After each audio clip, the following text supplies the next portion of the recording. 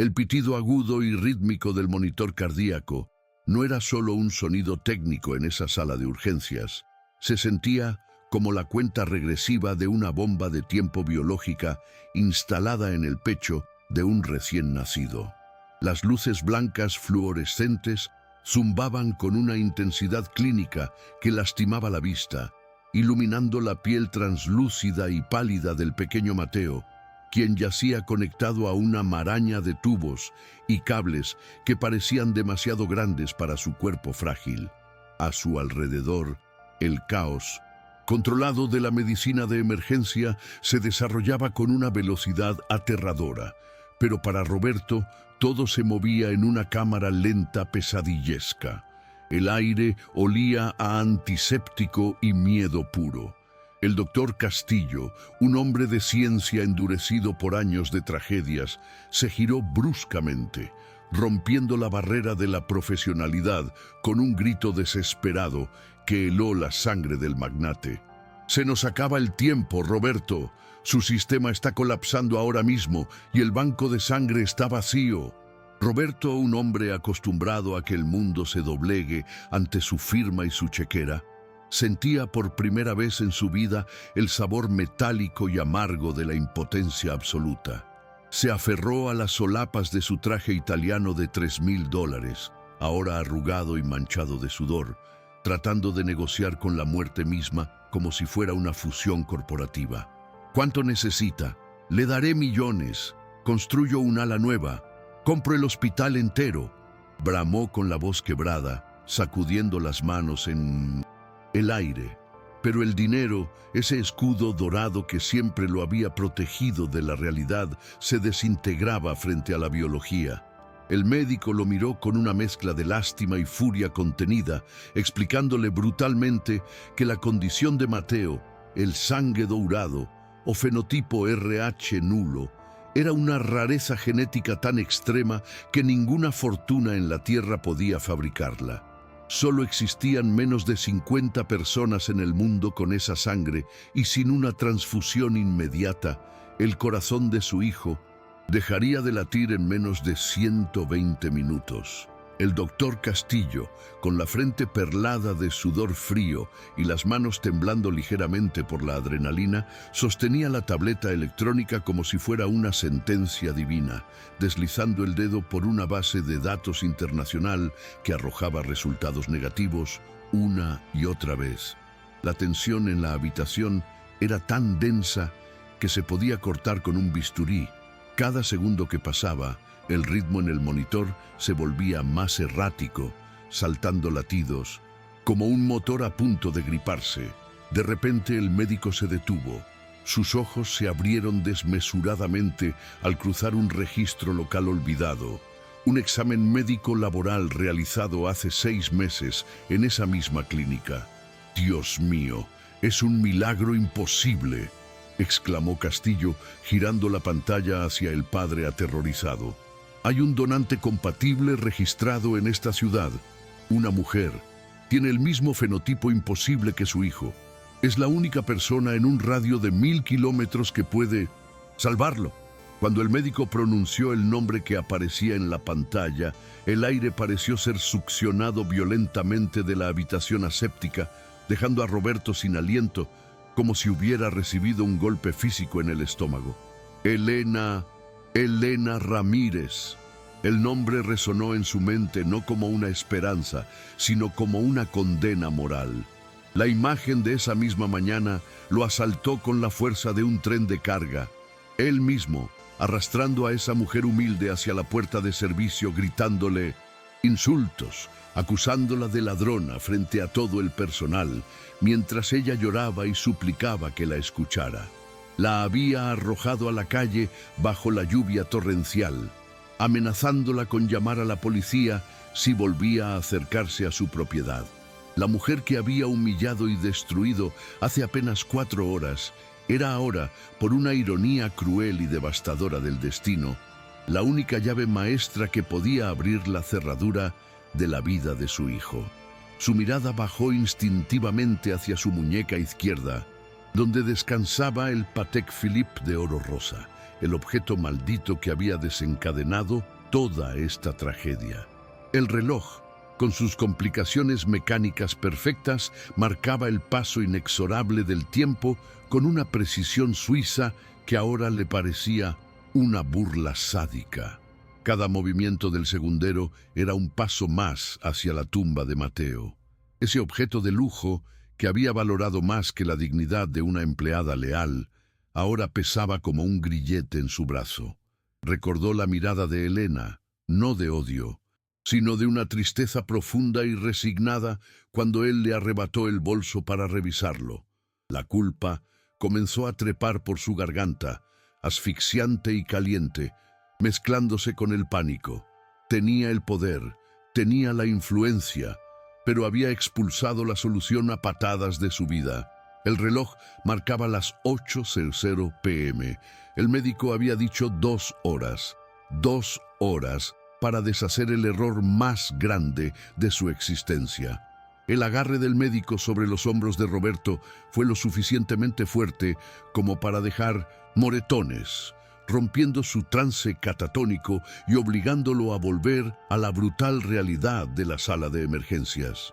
«Roberto, escúchame bien», le gritó Castillo a centímetros de su cara, ignorando cualquier protocolo de respeto hacia el donante principal del hospital.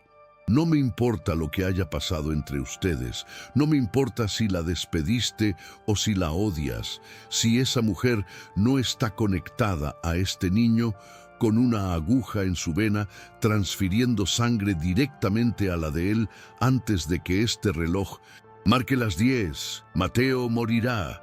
No habrá reanimación posible. Tienes que encontrarla. Tienes que traerla. Ahora». La orden no admitía réplica. Era una misión de rescate donde el enemigo era el propio orgullo de Roberto y el campo de batalla era una ciudad inmensa y lluviosa que él desconocía por completo. Las puertas automáticas de la sala de emergencias se abrieron con un siseo neumático, escupiendo a Roberto hacia una noche despiadada y tormentosa. La lluvia caía en cortinas densas y frías, empapando instantáneamente su camisa de seda y pegando el cabello a su frente. Pero él ni siquiera sentía el frío. Corrió hacia su deportivo aparcado en la zona reservada, con las llaves temblando en su mano, mientras su mente trataba desesperadamente de recordar algún detalle, alguna dirección, algún dato sobre la vida de Elena que nunca se había molestado en aprender. Solo sabía que vivía en los barrios bajos, un término genérico que usaba para todo lo que no fueran mansiones. Arrancó el motor con un rugido feroz, los faros cortaron la oscuridad, y mientras aceleraba hacia lo desconocido, una sola pregunta martillaba su cerebro al ritmo de sus latidos desbocados. ¿Cómo encuentras a alguien que no quiere ser encontrado cuando cada semáforo en rojo podría significar la muerte de tu hijo? ¿Estás tenso por saber si Roberto logrará encontrarla a tiempo? Suscríbete ahora mismo al canal y comenta abajo desde qué ciudad nos estás viendo para que te enviemos un saludo en el próximo video. 4 horas antes de que la muerte tocara a su puerta, la vida de Roberto era una sinfonía perfecta de control absoluto y opulencia desmedida. Su mansión, una fortaleza de cristal, acero y mármol importados situada en la colina más exclusiva de la ciudad, brillaba bajo la luz del atardecer como un monumento a su éxito implacable. Caminaba por el pasillo principal, ajustándose los gemelos de oro, escuchando el eco satisfactorio de sus propios zapatos italianos contra el suelo pulido. Todo en su mundo estaba meticulosamente curado para proyectar poder, desde el arte abstracto en las paredes hasta la temperatura ambiente regulada por inteligencia artificial. Para Roberto, su hogar no era un refugio, sino un escenario donde él era el protagonista indiscutible, y cualquier elemento que desentonara con su visión de perfección debía ser eliminado de inmediato. Esa noche celebraría una fusión corporativa vital, y nada, absolutamente nada podía salir mal. En el centro de este universo estéril se encontraba el objeto de su vanidad más reciente, un reloj Patek Philippe de edición limitada, una pieza de ingeniería suiza que costaba más de lo que la mayoría de sus empleados ganaría en una década. Roberto entró en su vestidor, un santuario de madera de caoba y espejos, buscando el reloj para completar su atuendo. Su mano se dirigió a la caja fuerte abierta, esperando sentir el peso frío y reconfortante del oro y el zafir, pero sus dedos solo encontraron el terciopelo vacío. Un escalofrío de ira, no de miedo, recorrió su espalda. Para un hombre como él, la pérdida material era un insulto personal, una grieta inaceptable en su armadura. Su mente, entrenada para identificar amenazas y debilidades en el mercado, inmediatamente buscó un culpable. No pensó en un extravío, pensó en traición. La sospecha se convirtió instantáneamente en una certeza venenosa. Mientras tanto, en la habitación del bebé, Elena doblaba ropa pequeña con una delicadeza que contrastaba con sus manos ásperas, curtidas por años de trabajo duro. El pequeño Mateo dormía en su cuna de diseño, pero su sueño no era tranquilo. Se movía con inquietud y su piel tenía un tono pálido que a Elena, con su instinto maternal agudizado por la experiencia y el dolor propio, no le gustaba nada. Ella había intentado comentar sus preocupaciones a la señora Silvia durante el día, mencionando que el niño estaba demasiado letárgico y rechazaba la leche. Pero las preparaciones para la fiesta habían ahogado sus advertencias. Elena acarició la frente del bebé, sintiendo una temperatura extraña, ni fiebre ni frío, sino una debilidad latente. Murmuró una oración silenciosa, preocupada más por la salud del niño que por su propia fatiga acumulada. La tormenta estalló cuando Roberto irrumpió en el área de servicio, con los ojos inyectados en una furia fría y calculadora. Había revisado las cámaras de seguridad y había visto un vacío de 2 minutos en el sistema, tiempo suficiente, según su lógica paranoica, para un robo. Sin mediar palabra, comenzó a abrir cajones y sacudir bolsos, invadiendo la privacidad de su personal con la autoridad de un rey feudal. Elena entró en la cocina justo cuando Roberto vaciaba el contenido de su bolso personal sobre la mesa de granito. Entre fotos desgastadas de su familia y un rosario de madera, no había nada de valor. Pero Roberto no se detuvo. Caminó hacia el delantal que Elena había dejado colgado en la silla. Metió la mano en el bolsillo profundo y con una sonrisa triunfal y cruel extrajo el reloj brillante. ¿Pensaste que eras más lista que yo?, siseó Roberto, sosteniendo la prueba del delito frente a la cara de Elena como un fiscal presentando un arma homicida. El silencio en la cocina fue ensordecedor. Las otras empleadas bajaron la mirada, aterrorizadas, sabiendo que intervenir significaba perder su sustento. Elena, sin embargo, no bajó la vista. Su sorpresa fue genuina, pero rápidamente fue reemplazada por una urgencia desesperada. «Señor, Roberto, por favor, déjeme explicarle», comenzó, con la voz temblorosa pero firme. «Lo quité de la cuna del niño. La correa de metal le estaba raspando el brazo, le estaba haciendo daño. Lo guardé ahí para que no se perdiera mientras limpiaba. Iba a dárselo a la señora Silvia». Era la verdad simple y llana, una acción nacida del cuidado y la protección hacia Mateo. Pero Roberto no escuchaba razones, solo escuchaba la narrativa que su ego había construido. «¿Me estás diciendo que este reloj de $50,000 es peligroso para mi hijo y que la mejor caja fuerte era tu bolsillo sucio?», se burló, soltando una risa corta y carente de humor. Para él, la pobreza era sinónimo de vicio y la riqueza de virtud. No podía concebir que una mujer que ganaba el salario mínimo tuviera la integridad moral para proteger un objeto tan valioso sin querer poseerlo. «No insultes mi inteligencia, Elena. Eres una ladrona. Y lo peor no es que robes, es que uses a mi hijo como excusa para tu codicia. La acusación golpeó a Elena más fuerte que una bofetada física. Su honor era lo único que poseía, y él lo estaba pisoteando. Silvia, la esposa de Roberto, apareció en el umbral, atraída por los gritos. Su rostro mostraba una mezcla de incomodidad y sumisión. «Roberto, ¿qué pasa? Los invitados llegarán pronto», dijo suavemente, evitando mirar a Elena a los ojos. Roberto se giró hacia ella, reafirmando su dominio. «He atrapado a esta mujer robando el Patek. Está despedida, ahora mismo». Silvia miró el reloj y luego a Elena. Una sombra de duda cruzó su rostro al recordar lo devota que era la niñera con Mateo, pero el miedo a contradecir a su esposo en uno de sus ataques de ira la paralizó.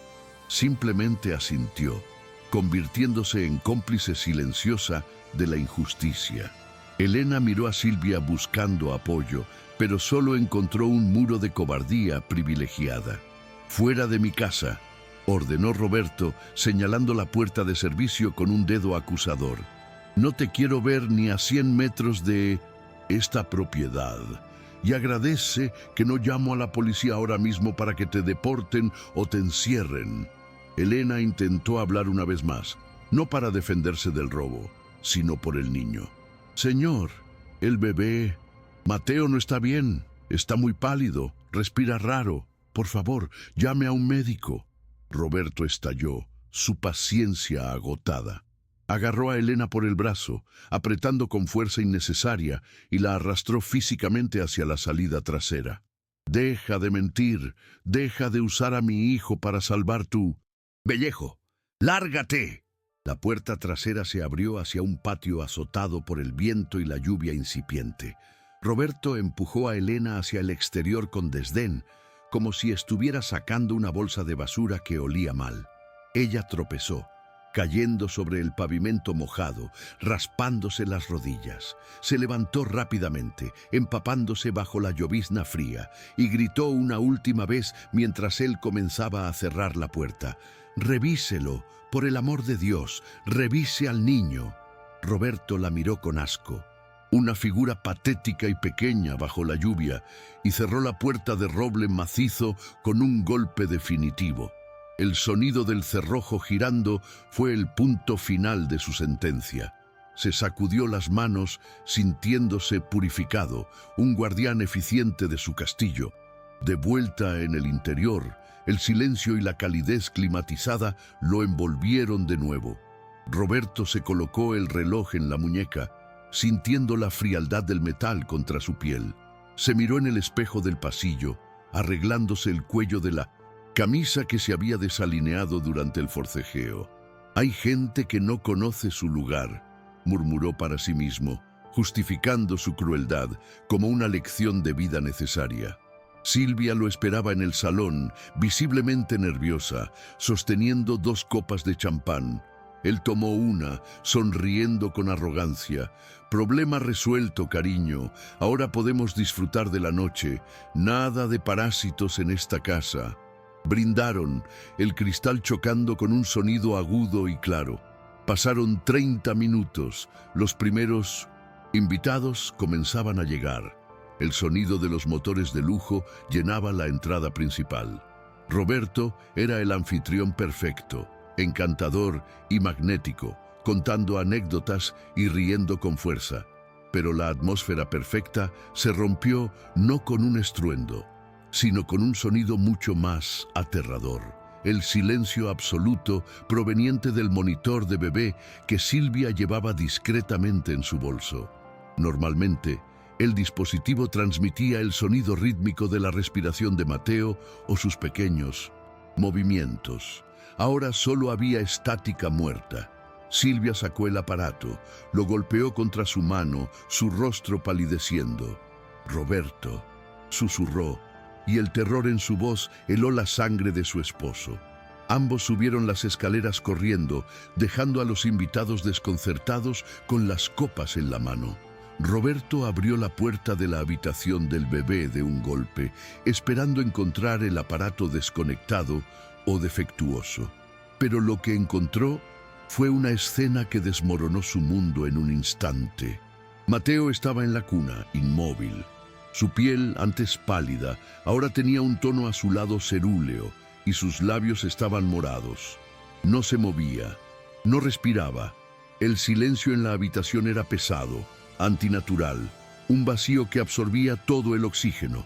Roberto se congeló, su mente de negocios incapaz de procesar el dato visual. Silvia gritó, un sonido desgarrador que rompió la parálisis. Se abalanzó sobre la cuna, sacudiendo suavemente al bebé. «Mateo, Mateo, respira», sollozaba. Roberto se acercó, sus piernas temblando, y tocó la mano de su hijo. Estaba fría. Recordó de golpe las palabras de Elena bajo la lluvia. «El bebé no está bien». La advertencia que él había despreciado como una táctica manipuladora ahora resonaba como una profecía maldita.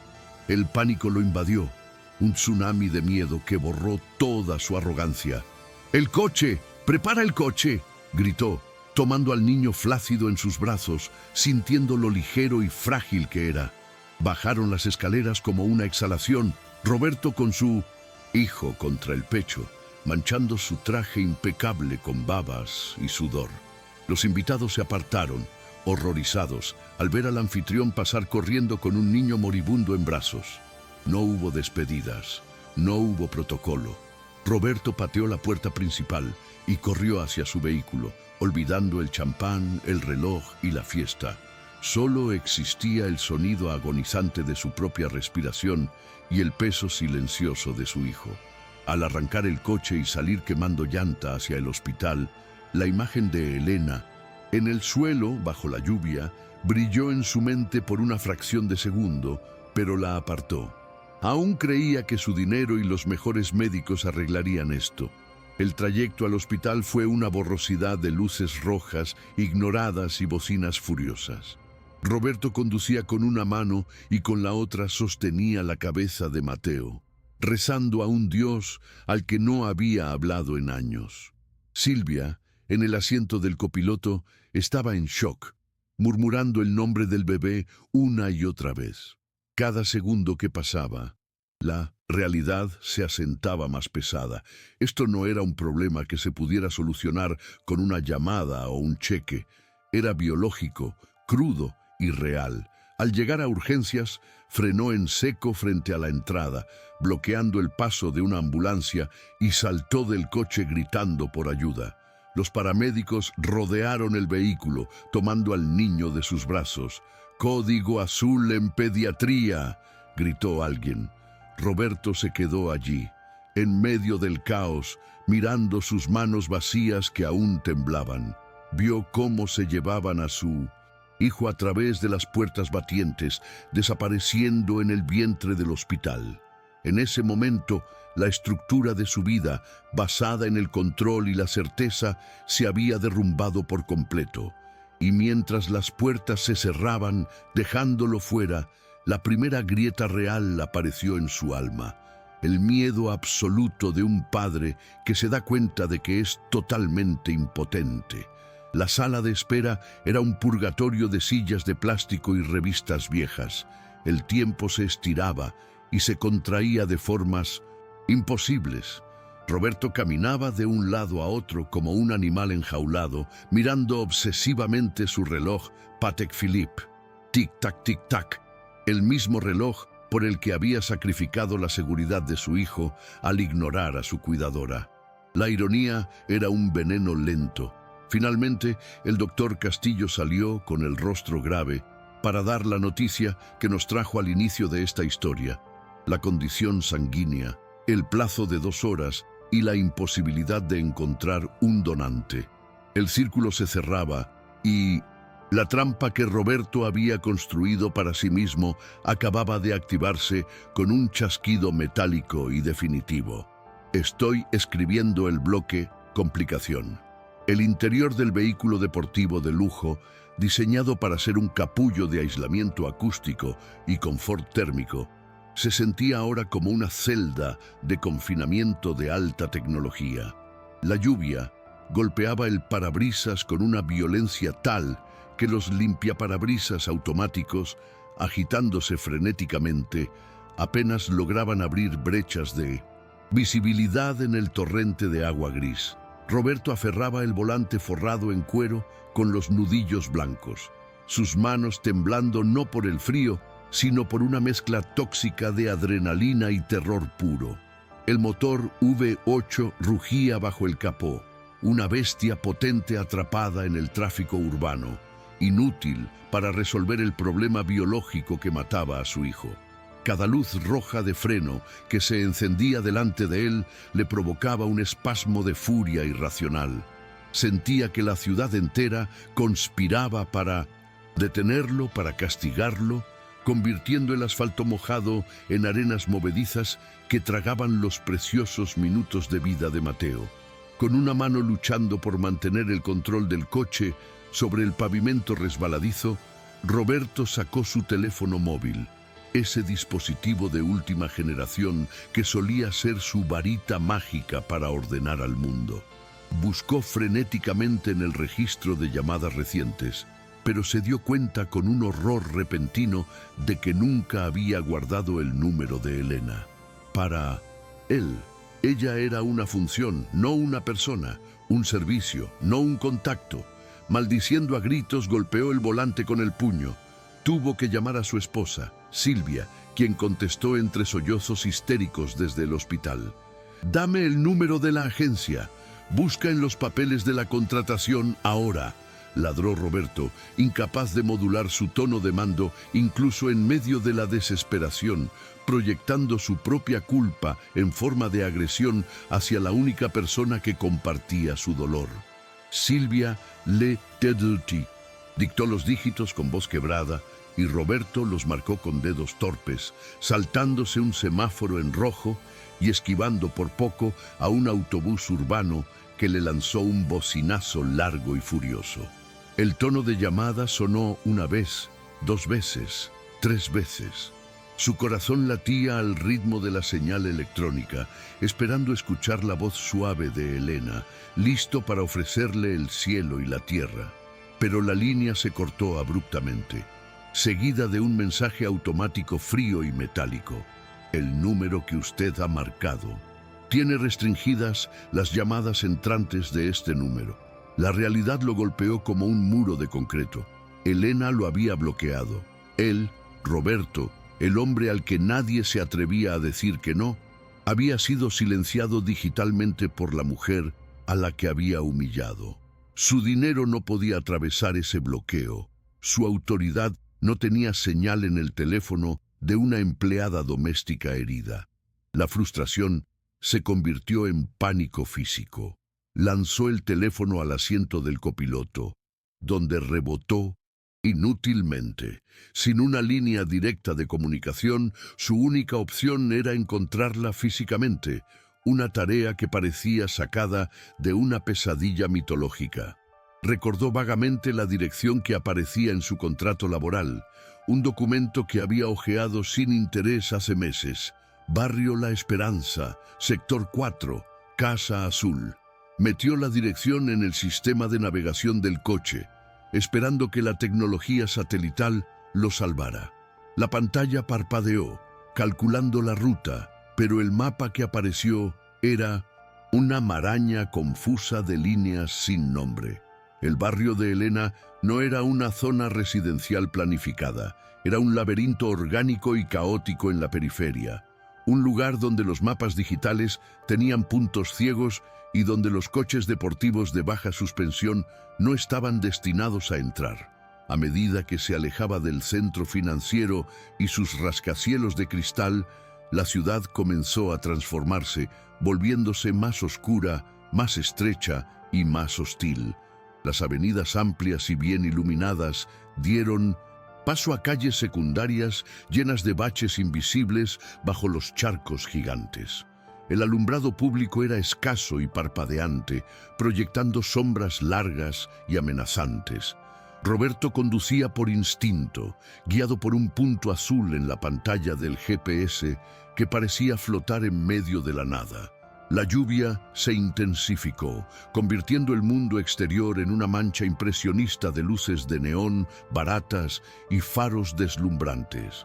Cada vez que el coche golpeaba un bache, el sonido seco del metal contra el asfalto era un recordatorio de que estaba fuera de su elemento, un intruso en un ecosistema que no entendía y que no lo quería allí. De repente, el asfalto terminó. No hubo aviso ni señalización. Las ruedas de perfil bajo de su coche de lujo mordieron la tierra y la grava de una entrada barrial, y el vehículo derrapó violentamente hacia la izquierda. Roberto contravolanteó con desesperación, sintiendo cómo la tracción trasera, diseñada para circuitos de carreras, luchaba inútilmente contra el lodo aceitoso de la periferia. El coche se detuvo a centímetros de un poste de luz inclinado, con el motor calándose por primera vez. El silencio repentino dentro de la cabina, solo roto por el martilleo de la lluvia en el techo, fue aterrador. Estaba en la entrada de La Esperanza, un vasto océano de casas de ladrillo expuesto y techos de zinc que se extendía hacia la colina, un lugar donde las reglas de su mundo no aplicaban. Intentó arrancar el coche de nuevo. El motor tosió y volvió a la vida, pero sonaba distinto, herido. Roberto miró su reloj Patek Philippe. Habían pasado 25 minutos desde que salió del hospital. Le quedaban menos de 95 minutos. La manecilla del segundero barría la esfera con una indiferencia cruel. Aceleró con cuidado, adentrándose en las calles angostas. Aquí no había aceras. La gente caminaba por la calle, obligándolo a frenar constantemente. Rostros endurecidos por la vida lo miraban a través de las ventanillas tintadas, no con admiración por su coche, sino con una mezcla de curiosidad depredadora y desdén.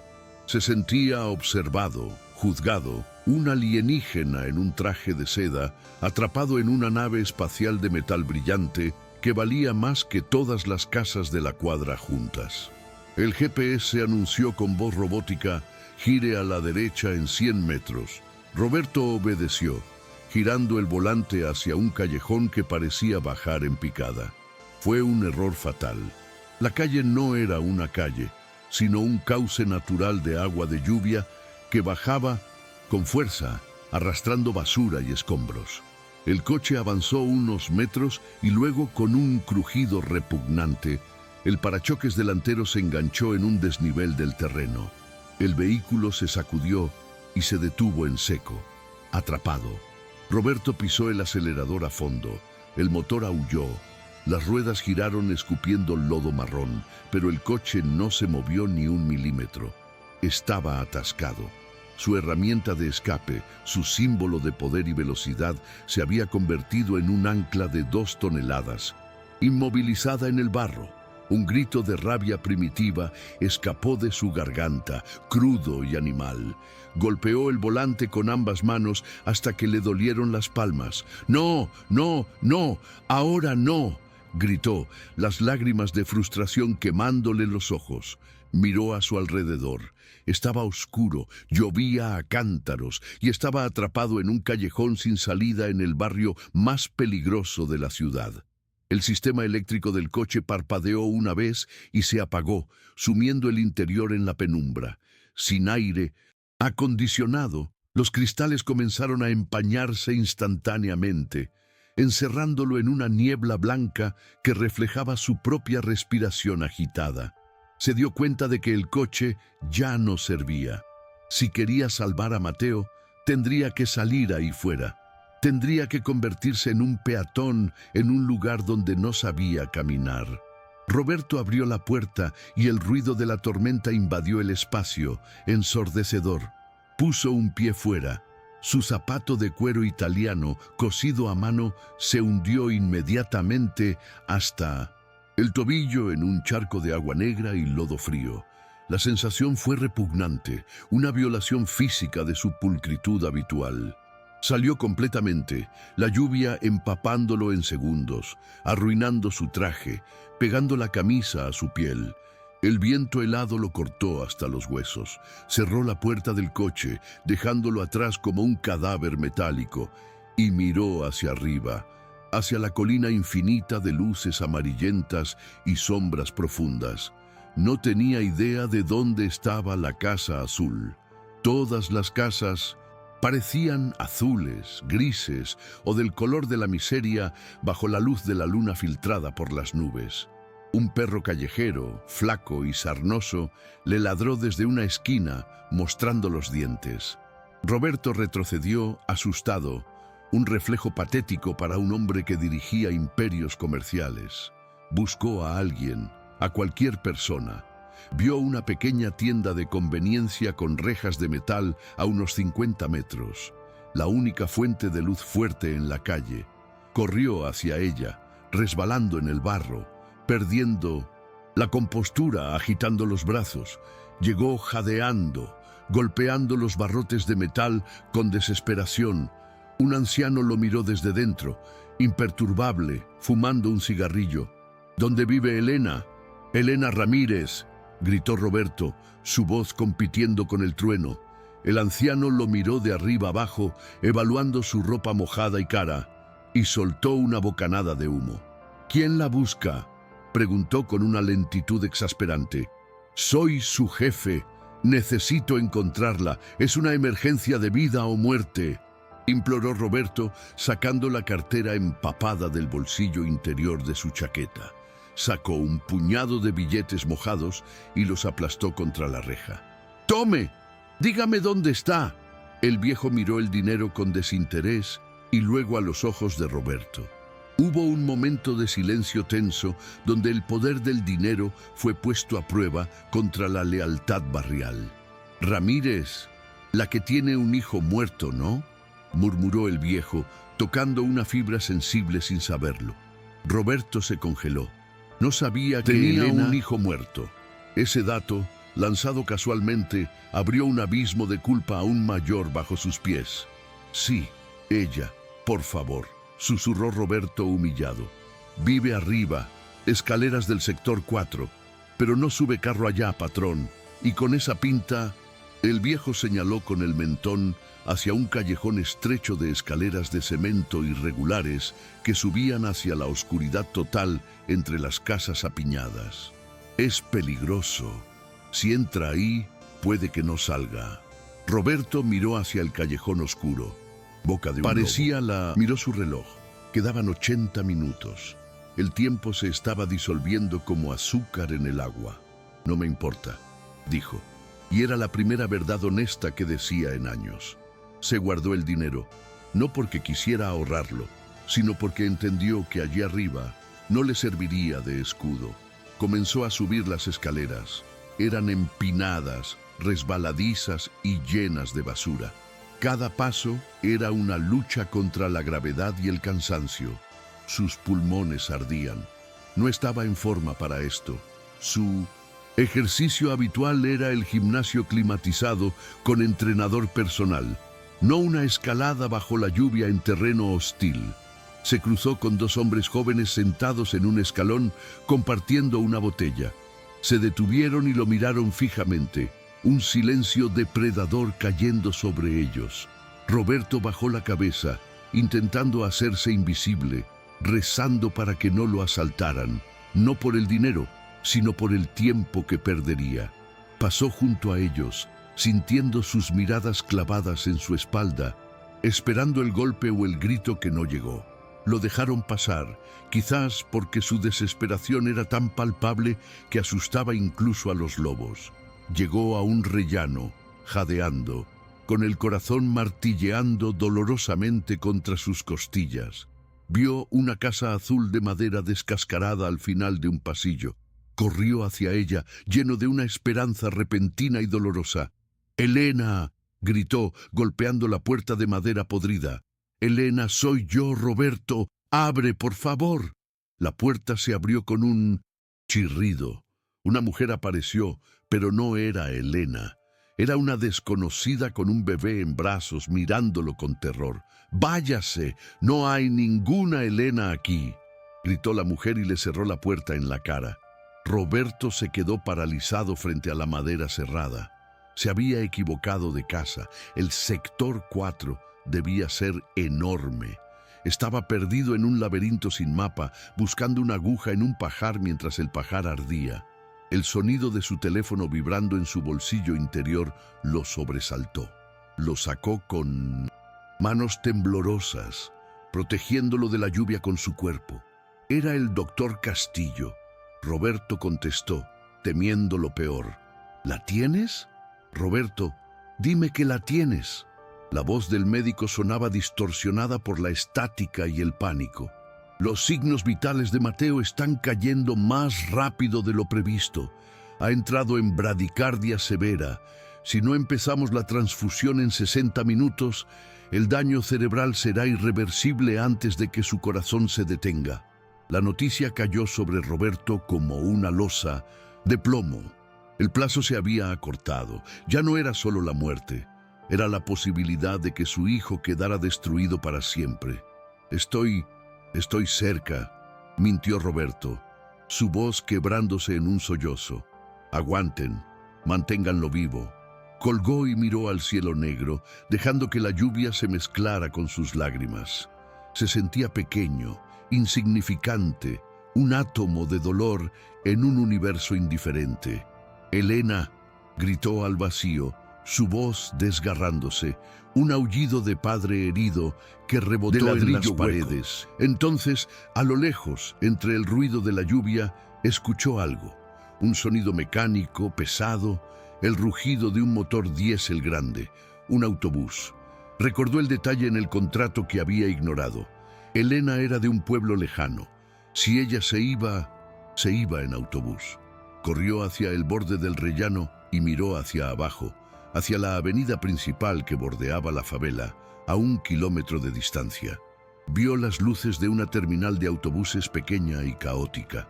Y allí, un autobús, viejo con el motor en marcha, echando humo negro, listo para partir.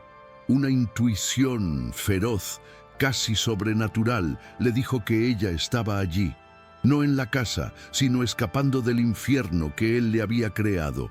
Miró su reloj. El segundero seguía su marcha implacable. Tenía que bajar todo lo que había subido y correr ese kilómetro antes de que ese autobús saliera. Sus piernas le fallaban. Su coche estaba muerto y su orgullo había desaparecido. Solo quedaba la carrera.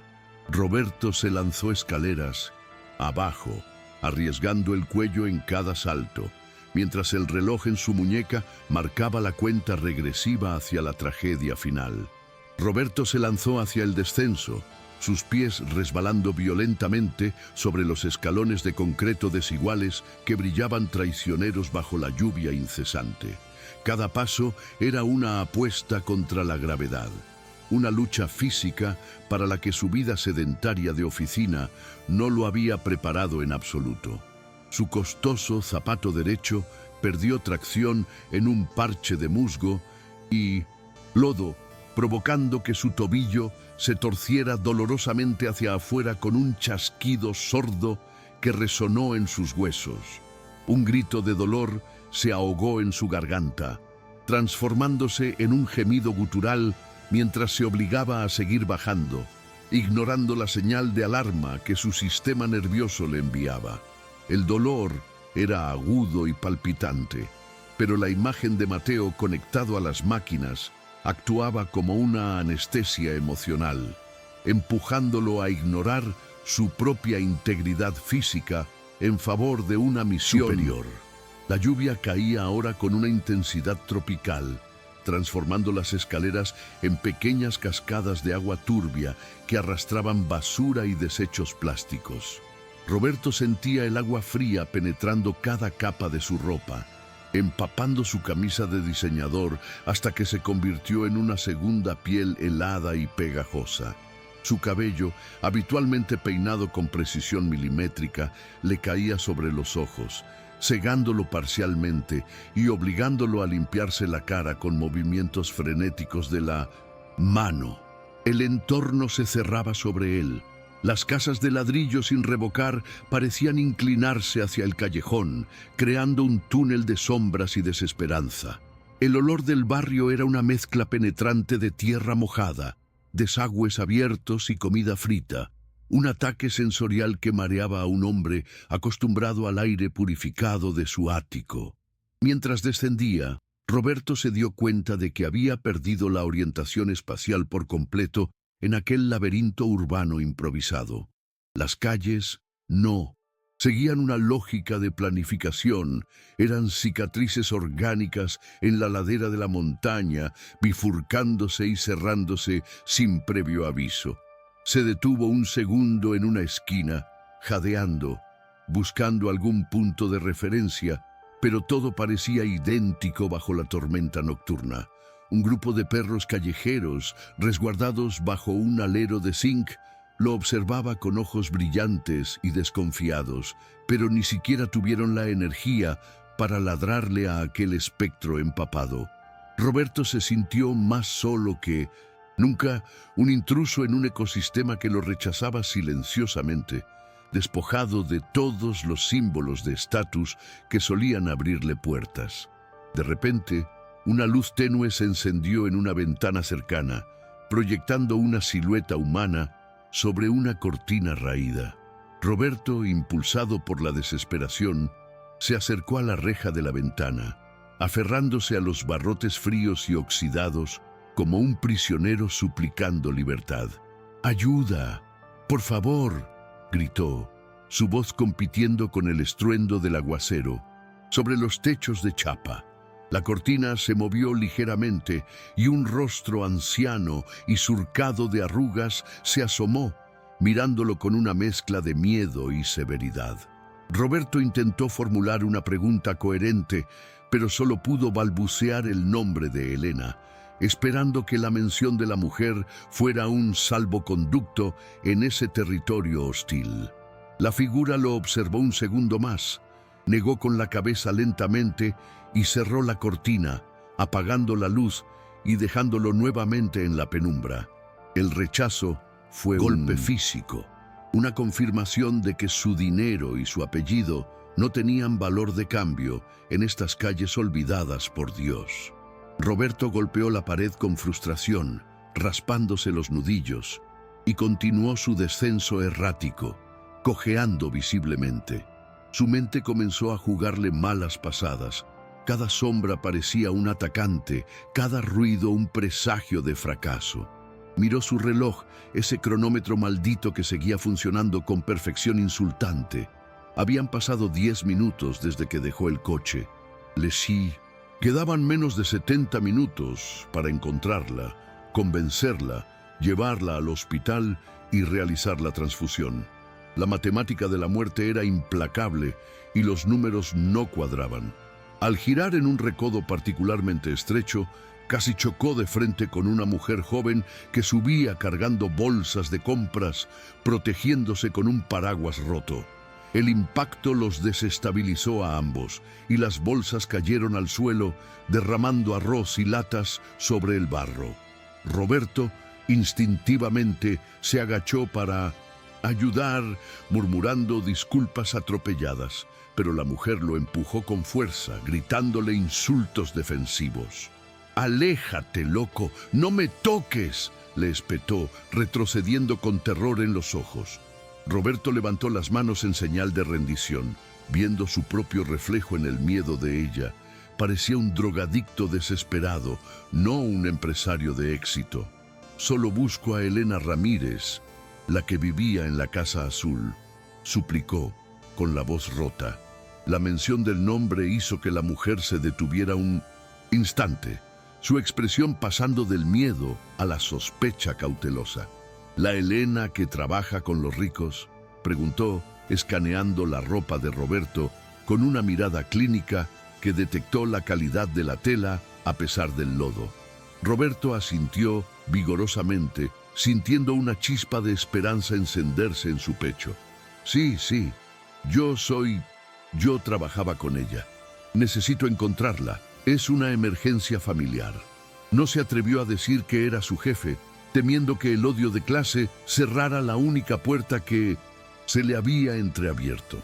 La mujer señaló con el mentón hacia un pasillo lateral que Roberto había pasado por alto. Vive donde la doña Juana, al fondo del callejón ciego. Pero creo que ya no está ahí. Esa última frase, creo que ya no está ahí, cayó como un balde de agua helada sobre la espalda de Roberto, helándole la sangre más que la lluvia. Sin esperar más detalles, corrió hacia el pasillo indicado, sus zapatos de suela de cuero resbalando peligrosamente. El callejón era tan estrecho que sus hombros rozaban las paredes de ladrillo a ambos lados, provocándole una sensación de claustrofobia aguda. Al final del túnel de mampostería se abrió un pequeño patio compartido, iluminado por una bombilla solitaria que oscilaba con el viento. Allí estaba, una puerta de madera pintada de un azul descascarado, tal como decía el expediente que había ignorado tantas veces. Roberto se lanzó contra la puerta, golpeándola con el puño cerrado, con una fuerza que amenazaba con astillar la madera podrida. «¡Elena! ¡Elena! ¡Abre! ¡Es Roberto!», gritó, esperando contra toda lógica que ella apareciera con su uniforme impecable y su expresión serena para solucionar todo, como siempre lo hacía. Pero la casa devolvió solo silencio. Golpeó de nuevo, esta vez con ambos puños, gritando el nombre de su hijo como si fuera un mantra de invocación. «¡Es por Mateo! ¡Elena! ¡Mateo se muere!». El silencio persistente del interior era una respuesta aterradora que confirmaba sus peores temores. Había llegado tarde. La puerta de la vivienda contigua se abrió con un chirrido metálico y salió una mujer mayor, robusta, con los brazos cruzados y una expresión de pocos amigos. Era doña Juana, la dueña del inquilinato. «¿Qué es este escándalo? Aquí la gente decente duerme», increpó, sin dejarse intimidar por la presencia del hombre histérico en su patio. Roberto se giró hacia ella, las lágrimas mezclándose con la lluvia en su rostro, un desastre humano irreconocible. «Busco a Elena. Dígame que está adentro. Le pagaré lo que quiera, pero dígame que está ahí», suplicó, sacando de nuevo su cartera empapada, un gesto reflejo que ahora parecía patético y vacío. Doña Juana miró la cartera y luego escupió al suelo con desprecio, ignorando el dinero como si fuera papel sucio. «Usted debe ser el patrón, el que la echó como a un perro», dijo, con una voz cargada de un juicio moral tan pesado que hizo que Roberto se encogiera físicamente. Ella lo sabía. Elena le había contado. La vergüenza lo inundó caliente y sofocante. «Sí, soy yo. Fui yo. Soy un imbécil, soy un monstruo, lo que usted quiera. Pero mi hijo se muere. Necesito su sangre. Ella es la única que puede salvarlo», confesó, cayendo de rodillas en el barro del patio, humillándose por primera vez en su vida adulta ante alguien que consideraba inferior. La mujer mayor lo observó en silencio durante unos segundos interminables, evaluando la veracidad de su dolor. Vio en los ojos de Roberto no la arrogancia del rico, sino el terror absoluto de un padre. Eso suavizó imperceptiblemente su postura. «Se fue», dijo Juana con un tono más bajo, casi triste. «Llegó llorando hace una hora, empapada, diciendo que la habían acusado de ladrona. Empacó sus 4 cosas y entregó la llave». Roberto sintió que el mundo giraba a su alrededor. «¿Se fue? ¿A dónde?», preguntó con un hilo de voz, sintiendo que sus fuerzas lo abandonaban. «A su pueblo. Dijo que ya no tenía nada que hacer en esta ciudad maldita», respondió Juana, y luego, con un suspiro de resignación, hizo un gesto para que Roberto se levantara. «Venga, mire usted mismo». La mujer empujó la puerta azul, que no estaba cerrada con llave, y ésta cedió. Roberto entró temblando en la habitación que había sido el hogar de Elena. Era un espacio minúsculo de apenas 3 por 3 metros, pero estaba impecablemente limpio. No había muebles, solo una cama con el colchón desnudo y una mesa pequeña. La ausencia de objetos personales gritaba que su ocupante se había ido para no volver jamás. Roberto recorrió la habitación con la mirada, sintiéndose como un profanador en un templo sagrado. El olor a lavanda barata y limpieza persistía en el aire, el mismo olor que siempre tenía Elena. Sobre la mesa había dejado un par de objetos que no quiso llevarse por el peso. Roberto se acercó y vio un marco de fotos barato, de plástico dorado. La foto mostraba a Elena, años más joven, sosteniendo a un bebé en brazos. El niño sonreía, ajeno al mundo. Cinta negra pequeña pegada en la esquina del marco. Roberto tomó la foto con manos temblorosas y leyó la inscripción en el reverso. Mi angelito, 2018-2019. El aire se le escapó de los pulmones. Elena había perdido un hijo de la misma edad que Mateo. La revelación lo golpeó con la fuerza de un mazo. Ella cuidaba a Mateo con tanta devoción, no porque le pagaran un salario, sino porque proyectaba en él el amor que no pudo darle a su propio hijo muerto. Y él, Roberto, la había acusado de usar a Mateo para robar. La crueldad de su propia acción se magnificó 1000 veces ante esa evidencia silenciosa de dolor compartido. Había herido a una madre en duelo, despreciando el vínculo sagrado que ella había formado con su hijo. Junto a la foto había una carpeta de cartón vieja. Roberto la abrió buscando cualquier pista, cualquier cosa que le dijera dónde encontrarla. Eran papeles médicos antiguos, desgastados por el tiempo. Sus ojos se detuvieron en un análisis de sangre de una clínica pública, fechado hace 5 años. En el campo de grupo sanguíneo estaba escrito a mano con bolígrafo rojo y doble subrayado: RH nulo, peligro, sin banco disponible. Ella lo sabía. Ella sabía que su sangre era rara, que era un tesoro y una maldición. Y probablemente, pensó Roberto con un escalofrío, la falta de esa sangre fue lo que mató a su propio hijo. Ella perdió al nene porque no había sangre para él, dijo doña Juana desde la puerta, como si leyera sus pensamientos. Su voz era un susurro fantasmal que llenaba la habitación vacía. Murió en sus brazos en un hospital público, esperando una bolsa que nunca llegó. Por eso cuidaba tanto al suyo, señor. Decía que su hijo tenía la mirada de su angelito. Roberto cerró los ojos, sintiendo una lágrima caliente rodar por su mejilla fría. La simetría del destino era aterradora. Ahora era su hijo el que esperaba, y Elena era la única que podía evitar que la historia se repitiera. ¿Hace cuánto se fue?, preguntó Roberto, guardando la foto y los papeles en su chaqueta cerca de su corazón como si fueran reliquias sagradas. Necesitaba saber el tiempo exacto. Necesitaba calcular. Su mente de negocios intentaba retomar el control, aferrándose a la logística para no ahogarse en la culpa. Juana miró un reloj de pared viejo que colgaba en la cocina contigua. Hace 20 minutos. Iba caminando hacia la terminal de autobuses del norte. Dijo que tomaría el Expreso del Valle, de las 9. Roberto miró su Patek Philippe. Eran las 8:42 p.m.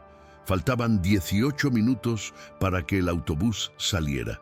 La terminal estaba cerca en línea recta, pero lejos por el laberinto de calles. ¡Gracias!, gritó, y sin esperar más, salió corriendo de la habitación, empujando a Juana suavemente para pasar. La mujer le gritó algo mientras él cruzaba el patio. «Cuidado con la bajada del diablo, es la única forma de llegar rápido».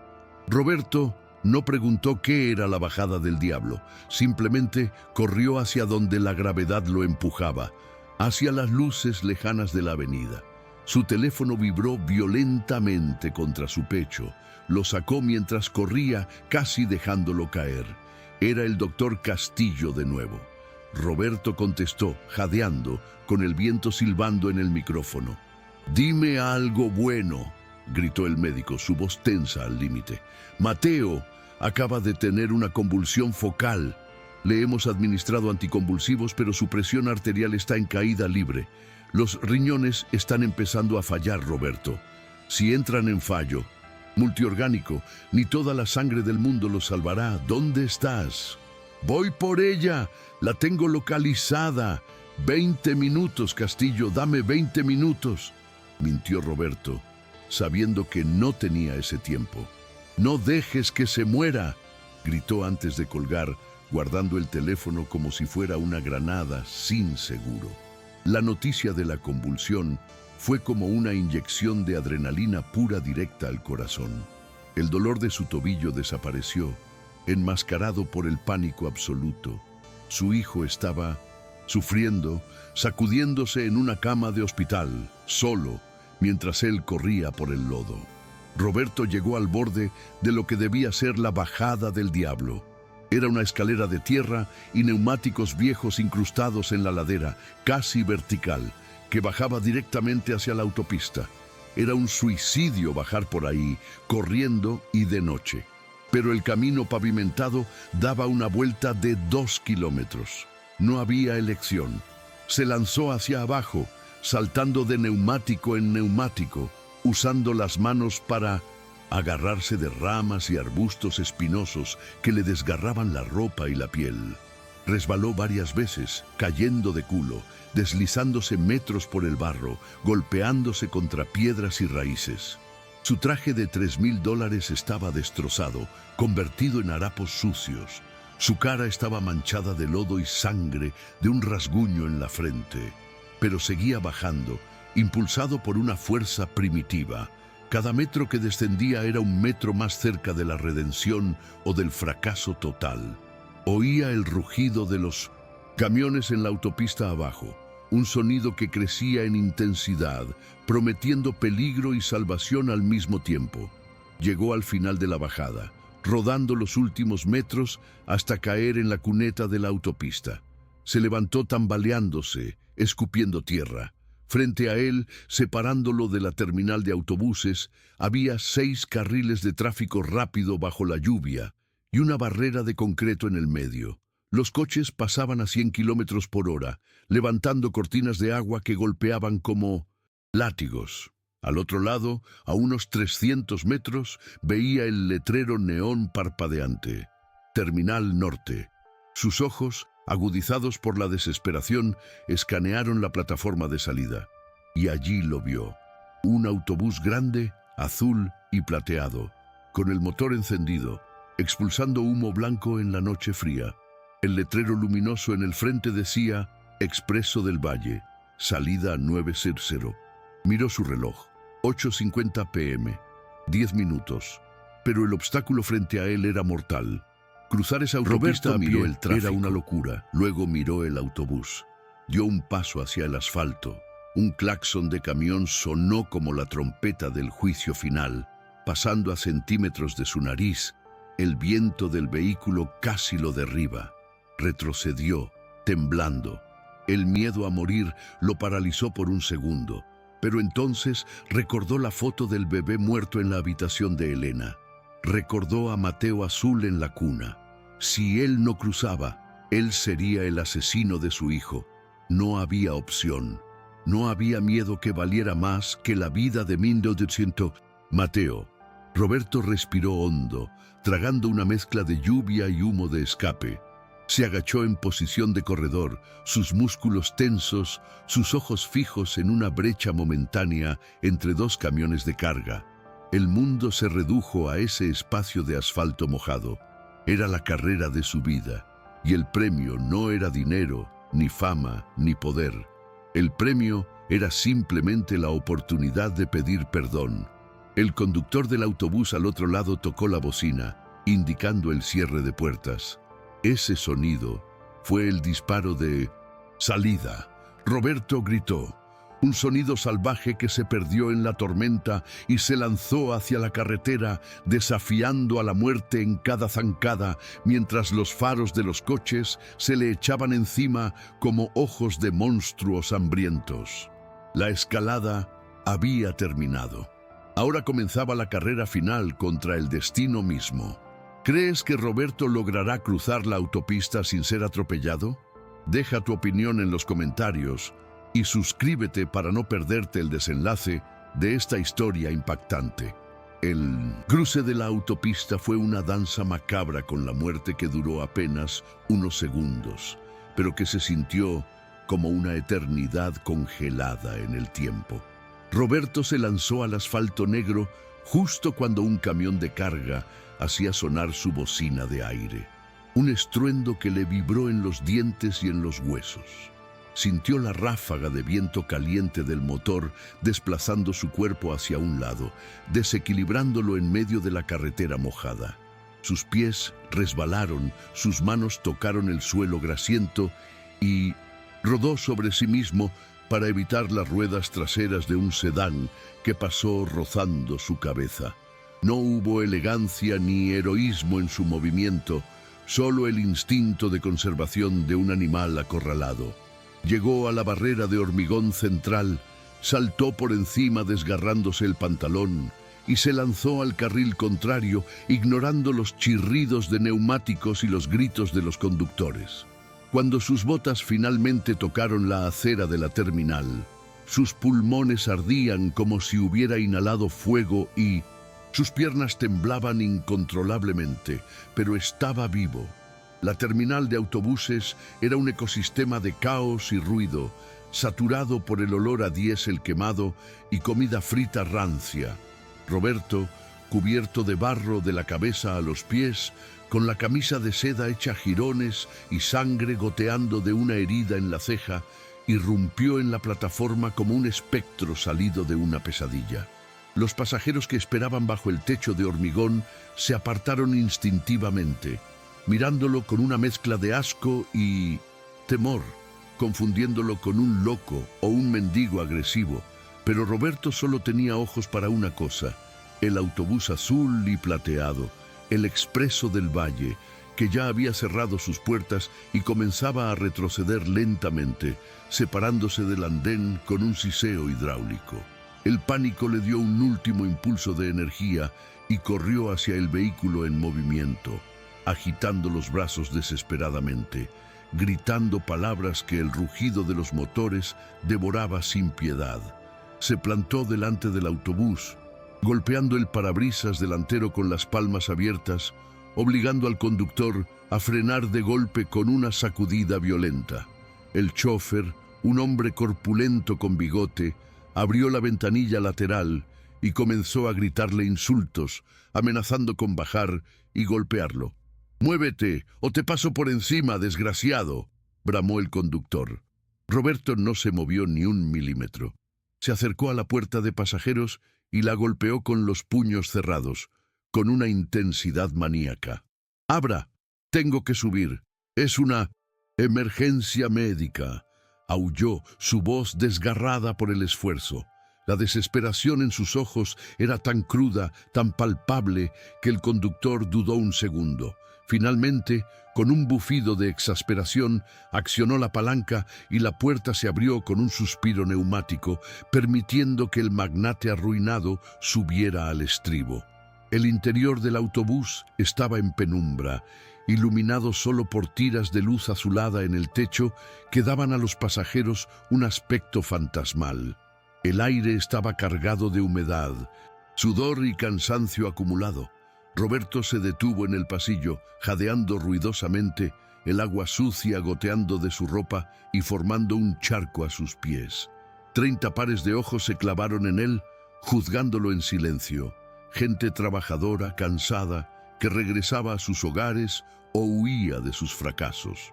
Roberto escaneó las filas de asientos con una urgencia febril, su mirada saltando de rostro en rostro, buscando desesperadamente los rasgos familiares de la mujer que había despreciado. El autobús vibraba bajo sus pies, el motor en ralentí, marcando el ritmo de su ansiedad. «Elena», susurró, avanzando por el pasillo central, tambaleándose con el movimiento del vehículo. Y entonces la vio. Estaba sentada en la última fila, junto a la ventana, con la cabeza apoyada contra el cristal frío, mirando hacia la oscuridad exterior. Llevaba el mismo abrigo simple que tenía cuando la echó, ahora seco, pero arrugado. Abrazaba su bolso contra el pecho como si fuera un escudo protector, una postura de defensa absoluta contra el mundo. Se veía pequeña, frágil, derrotada. La imagen de ella sola en ese autobús nocturno contrastaba violentamente con la imagen de la empleada eficiente que él conocía. Roberto sintió un nudo en la garganta, una mezcla de alivio y una vergüenza tan profunda que casi le impidió dar el siguiente paso. Había encontrado a su salvadora, pero para ella, él era el verdugo. Caminó hacia ella, cada paso pesando toneladas, consciente de que estaba a punto de pedir lo imposible. Elena sintió la presencia antes de verlo. Se giró lentamente con los ojos rojos e hinchados por el llanto, y cuando reconoció al hombre que estaba de pie en el pasillo, su expresión cambió instantáneamente del dolor al terror puro. Se encogió en su asiento, pegándose a la ventana como si quisiera atravesarla y escapar. «¡No! ¡Déjeme en paz!», gritó, su voz aguda rompiendo el silencio del autobús. «¿Qué hace aquí? No robé nada. Ya me fui. Déjeme tranquila». Pensó que él había venido a perseguirla, a meterla en la cárcel, a terminar de destruir lo poco que le quedaba de dignidad. Los pasajeros cercanos se giraron murmurando, algunos poniéndose de pie con actitud protectora hacia la mujer asustada. Roberto levantó las manos, mostrando las palmas vacías y sucias, un gesto universal de rendición. «No vengo a detenerte, Elena. Vengo a suplicarte», dijo Roberto, y entonces hizo algo que nunca había hecho en su vida adulta, algo que desafiaba todas las leyes de su ego y su posición social. Se dejó caer de rodillas en el suelo sucio y pegajoso del pasillo del autobús. El impacto de sus rodillas contra el metal resonó sordo. Quedó a la altura de los ojos de Elena, pero mucho más abajo moralmente. Juntó las manos en un gesto de rezo, las lágrimas limpiando surcos en la suciedad de su cara. «Por favor, escúchame. No es el reloj. Nunca me importó el maldito reloj. Es Mateo. Mi hijo se está muriendo, Elena. Se muere ahora mismo». La confesión salió de él como un torrente de sangre de una herida abierta, cruda y sin filtros. Elena lo miró confundida, su miedo dando paso a la incredulidad. «Mateo», repitió, el nombre del niño actuando como un interruptor que desactivaba su defensa.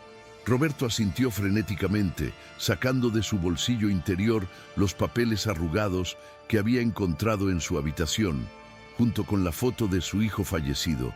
«Encontré esto. Vi tus análisis. Tienes la sangre dorada, el RH nulo. Mateo tiene lo mismo. Su cuerpo está colapsando, rechazando su propia sangre. Los médicos dicen que le queda menos de 1 hora. Tú eres la única persona en este mundo que puede salvarlo. Nadie más. Solo tú». Extendió los papeles hacia ella con manos temblorosas, ofreciéndole la evidencia de su propia biología milagrosa como una ofrenda de paz. Ella miró los papeles viejos, reconociendo su propia letra y el diagnóstico que había marcado su tragedia personal años atrás. La mención de su tipo de sangre trajo de vuelta el recuerdo del hospital público, la espera agónica, la muerte de su propio hijo por falta de un donante. La ironía del destino la golpeó con fuerza. El hombre que la había tratado como basura ahora estaba arrodillado ante ella, diciéndole que su sangre, sin valor, era el líquido más precioso del planeta. «Mi sangre», susurró, mirando las manos de Roberto, manos que horas antes la habían empujado bajo la lluvia. «Usted me echó, me llamó ladrona, dijo que yo era una sucia». Su voz se quebró. El dolor de la humillación luchando contra su instinto natural de compasión. «Lo sé, y soy un monstruo por eso. Soy una basura», admitió Roberto, golpeándose el pecho con el puño, buscando castigarse a sí mismo para que ella no tuviera que hacerlo. «Merezco todo tu odio. Merezco que me escupas y que dejes que el autobús arranque. Pero Mateo no tiene la culpa de tener un padre como yo. Él es inocente, Elena. Tú lo sabes, tú lo cuidaste. Tú lo amaste cuando yo estaba demasiado ocupado, mirándome el ombligo». Roberto levantó la foto del hijo fallecido de Elena, mostrándosela con un respeto reverencial. Vi esto. Sé que perdiste a tu ángel. Sé que sabes lo que es este dolor que me está matando ahora. No dejes que me pase a mí. No dejes que Mateo se vaya también. El uso de la memoria de su hijo fue un golpe bajo, pero también el único puente posible entre sus dos mundos. Elena miró la foto en las manos sucias del millonario. Vio el dolor genuino, el terror absoluto en los ojos de Roberto, un miedo que el dinero no puede fingir. Vio a un padre destruido, no a un jefe arrogante. El silencio en el autobús era absoluto. Hasta el conductor había apagado el motor, atrapado en el drama humano que se desarrollaba en el pasillo. Elena cerró los ojos un momento, respirando hondo. Podía vengarse, podía decir que no y dejar que el hombre sufriera lo que ella sufrió. Tenía el poder absoluto sobre la vida y la muerte en ese instante. Pero cuando abrió los ojos, no había odio en ellos, solo una tristeza infinita y una resolución firme. Elena no era Roberto. Su corazón no funcionaba con la lógica de la transacción o la venganza. Ella recordaba la risa de Mateo, sus manos pequeñas agarrando su dedo, la calidez de su cuerpo cuando lo arrullaba. No podía castigar al niño por los pecados del padre. «Levántese», dijo con voz firme, aunque suave. Roberto la miró, paralizado, sin entender si era un rechazo o una orden. «Levántese, don Roberto. No tenemos tiempo que perder si queremos llegar al hospital». Elena se puso de pie, alisándose el abrigo con dignidad, y tomó su bolso. Roberto se levantó torpemente, las piernas entumecidas, mirándola como si fuera una aparición divina. «¿Lo harás? ¿De verdad lo harás?», balbuceó, incapaz de creer en tal grado de misericordia. Ella no le sonrió ni le ofreció consuelo. Simplemente asintió, profesional y distante. «Es por Mateo, solo por él», aclaró, marcando la línea. Luego se giró hacia el conductor, que miraba la escena con la boca abierta. «Abra la puerta, tenemos que salvar a un niño». El conductor asintió vigorosamente, contagiado por la urgencia del momento, y abrió las puertas de inmediato. «Vayan, corran», gritó, y varios pasajeros comenzaron a aplaudir y a dar ánimos mientras la extraña pareja bajaba del autobús. Roberto bajó primero y ofreció su mano para ayudar a Elena a descender el último escalón alto. Ella miró su mano sucia y ensangrentada, dudó una fracción de segundo y luego la tomó. Ese contacto físico, piel con piel, selló el pacto silencioso entre ellos. Ya no eran patrón y empleada, eran aliados en una guerra contra el reloj. Roberto miró su Patek Philippe, 9:15 p.m. Quedaban 45 minutos. La virada había ocurrido, pero la carrera final, la más dura de todas, apenas comenzaba. El autobús expreso del Valle rugió y se alejó envuelto en una nube de humo negro, dejando a Roberto y Elena parados en la acera de la terminal, expuestos nuevamente a la furia de la tormenta. Caía con tal densidad la lluvia que borraba los contornos de los edificios cercanos, convirtiendo la ciudad en una mancha acuosa y hostil. Roberto miró a su alrededor con pánico creciente, buscando su coche deportivo antes de recordar con un golpe de realidad nauseabundo que su vehículo yacía abandonado e inútil en el barro de la favela. Estaban a 5 kilómetros del hospital, en medio de la noche, empapados hasta los huesos y sin ningún medio de transporte visible. La adrenalina del encuentro en el autobús comenzó a mezclarse con un terror logístico frío. Había recuperado a la donante, pero no tenía cómo llevarla a la meta. Roberto corrió hacia el borde de la calle, agitando los brazos frenéticamente para detener a un taxi que se aproximaba con la luz verde de Libre encendida. El vehículo disminuyó la velocidad momentáneamente, pero al ver el estado deplorable de Roberto, con el traje desgarrado, la cara ensangrentada y el cabello pegado al cráneo, el conductor aceleró de nuevo, salpicándolos con agua sucia. Para el taxista Roberto no parecía un magnate en apuros, sino un drogadicto agresivo o un delincuente peligroso. La ironía era mordaz. El hombre que podía comprar la compañía de taxis entera no podía conseguir que un solo coche se detuviera por él. Su apariencia, antes su armadura de poder, ahora era su mayor obstáculo en un mundo que juzgaba por la superficie. «¡Maldita sea! ¡Pagaré $1000! ¡Paren!», gritó Roberto al vacío, su voz quebrándose por la frustración mientras otro coche pasaba de largo ignorándolo. Elena se acercó a él, temblando de frío, abrazando su bolso contra el pecho. No dijo nada, pero el castañeteo de sus dientes era un sonido que amplificaba la urgencia de la situación. Ella estaba agotada, emocional y físicamente, y Roberto sabía que no podía pedirle que corriera 5 kilómetros bajo ese diluvio. Miró su reloj Patek Philippe, cuyas manecillas luminiscentes brillaban en la oscuridad como ojos acusadores. 9:20 p.m. 40 minutos. Cada segundo perdido en esa acera era una gota de sangre menos en el cuerpo de Mateo. La impotencia lo estaba volviendo loco, una rabia caliente que subía por su cuello. De repente, el destello azul y rojo de unas luces estroboscópicas cortó la oscuridad, reflejándose en los charcos del asfalto. Una patrulla de policía giró en la esquina, avanzando lentamente a través del tráfico ligero de la terminal. Roberto sintió una oleada de alivio tan intensa que casi se desploma. La autoridad, la ley, ellos tendrían que ayudarlos. Sin pensar en las consecuencias ni en su aspecto, se lanzó al medio de la calle, bloqueando el paso del vehículo policial con su cuerpo, levantando las manos en alto. «¡Ayuda! ¡Por favor! ¡Necesitamos ayuda!», gritó corriendo hacia la puerta del conductor antes de que el coche se detuviera por completo. La reacción de los oficiales fue inmediata y defensiva. La puerta de la patrulla se abrió violentamente y un policía joven salió con la mano en la funda de su arma, gritando órdenes. «¡Atrás! ¡Manos donde pueda verlas! ¡Aléjese del vehículo!». Desde su perspectiva, veían a un hombre enajenado y sucio abalanzándose sobre ellos, con una mujer asustada detrás. La situación se leyó rápidamente como un posible asalto o un caso de violencia doméstica en curso.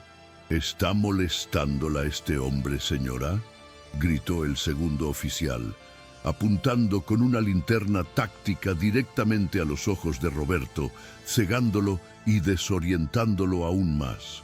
«No, no, escuchen, mi hijo se muere», intentó explicar Roberto protegiéndose los ojos de la luz cegadora, pero su agitación solo confirmaba las sospechas de los policías. «¡Al suelo! ¡Ahora mismo o uso el taser!», amenazó el oficial, sacando el dispositivo eléctrico. Roberto sintió que el tiempo se detenía. Estaban perdiendo minutos preciosos en un malentendido burocrático. Si lo arrestaban, si lo esposaban y lo metían en la parte trasera para verificar sus antecedentes, Mateo moriría antes de que llegaran a la comisaría. La desesperación lo hizo imprudente. Dio un paso adelante para suplicar y el policía tensó el dedo sobre el gatillo. «¡No le hagan nada! ¡Es mi patrón!». El grito de Elena atravesó el ruido de la lluvia y la tensión del momento. Se interpuso entre Roberto y el arma con una valentía que sorprendió a todos, incluido ella misma. «Por favor, oficiales, no es un criminal, es el señor Roberto de la Cruz. Su hijo está muriendo en el hospital central. Necesitamos llegar allá urgente. Yo soy la donante de sangre. ¡Miren!», gritó, señalando los papeles médicos que Roberto aún tenía apretados en su mano. La intervención de la supuesta víctima cambió la dinámica instantáneamente. La voz de Elena, cargada de una verdad dolorosa y sobria, tenía una autoridad moral que desarmó la agresión policial. El oficial bajó la linterna, iluminando los papeles mojados que Roberto le extendía con manos temblorosas. Vio el membrete de la clínica, la urgencia de los garabatos, y luego miró el reloj de lujo en la muñeca del hombre sucio. Las piezas encajaron. No era un vagabundo, era un padre desesperado que había pasado por el infierno. «Código rojo médico», murmuró el policía a su compañero, guardando el taser. «Suban, ahora mismo. Vamos a abrirles camino». Abrieron la puerta trasera de la patrulla y Roberto empujó suavemente a Elena hacia el interior antes de lanzarse él mismo, colapsando en el asiento de vinilo duro. La patrulla arrancó con un chirrido de neumáticos y el oficial activó la sirena completa.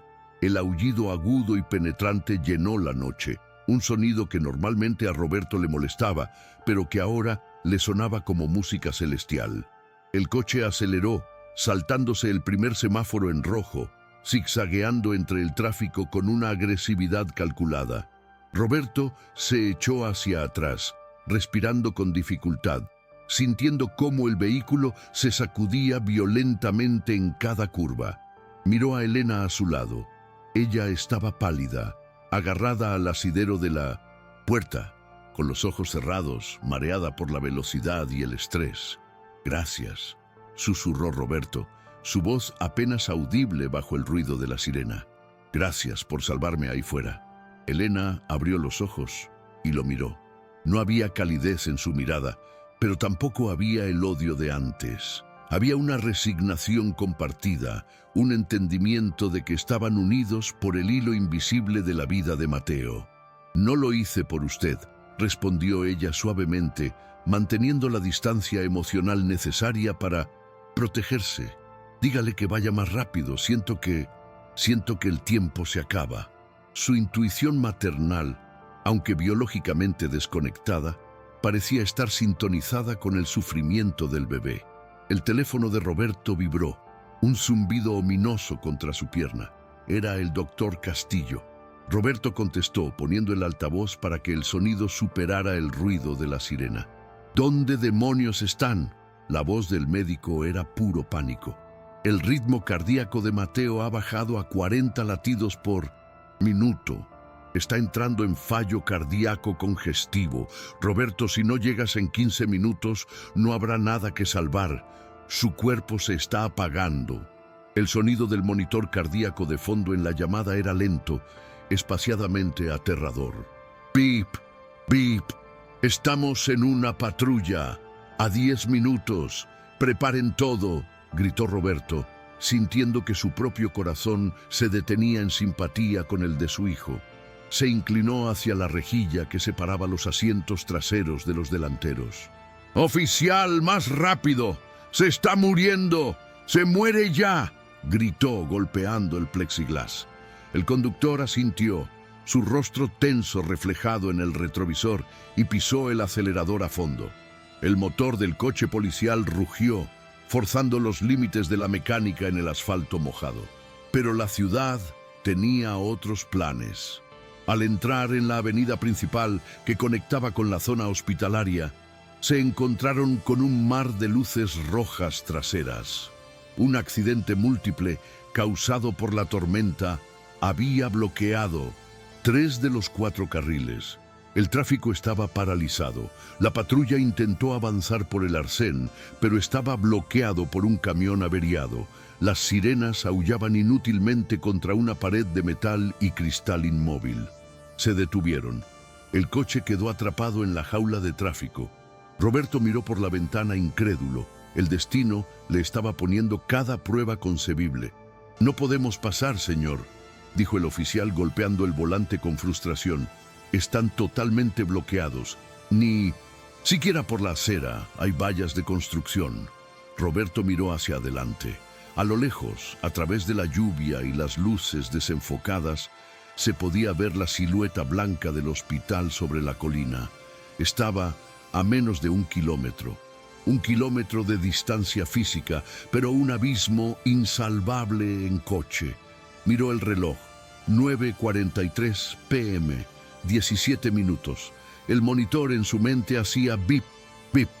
Roberto tomó una decisión instantánea.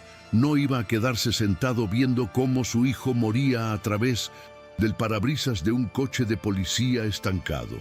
Abrió la puerta de la patrulla, dejando entrar de nuevo el ruido y el agua. «Vamos a correr», le dijo a Elena, extendiéndole la mano. No fue una orden, fue una invitación a la locura. Elena miró la lluvia torrencial, miró sus zapatos desgastados y luego miró la cara de Roberto. Asintió, tomó su mano y bajaron al asfalto inundado, abandonando la seguridad del vehículo oficial. Comenzaron a correr entre los coches detenidos. Los conductores los miraban pasar, dos figuras empapadas corriendo como si el diablo los persiguiera. Roberto, cojeando visiblemente de su tobillo lesionado, ignoraba el dolor agudo que le subía por la pierna en cada zancada. Tiraba de Elena suavemente, asegurándose de que ella pudiera seguir el ritmo, protegiéndola con su cuerpo cuando pasaban cerca de los espejos retrovisores de los camiones. El asfalto era resbaladizo, el aire frío quemaba sus gargantas, pero no se detuvieron.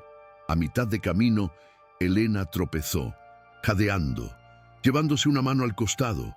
El esfuerzo físico sin haber comido, sumado al estrés emocional, le estaba pasando factura.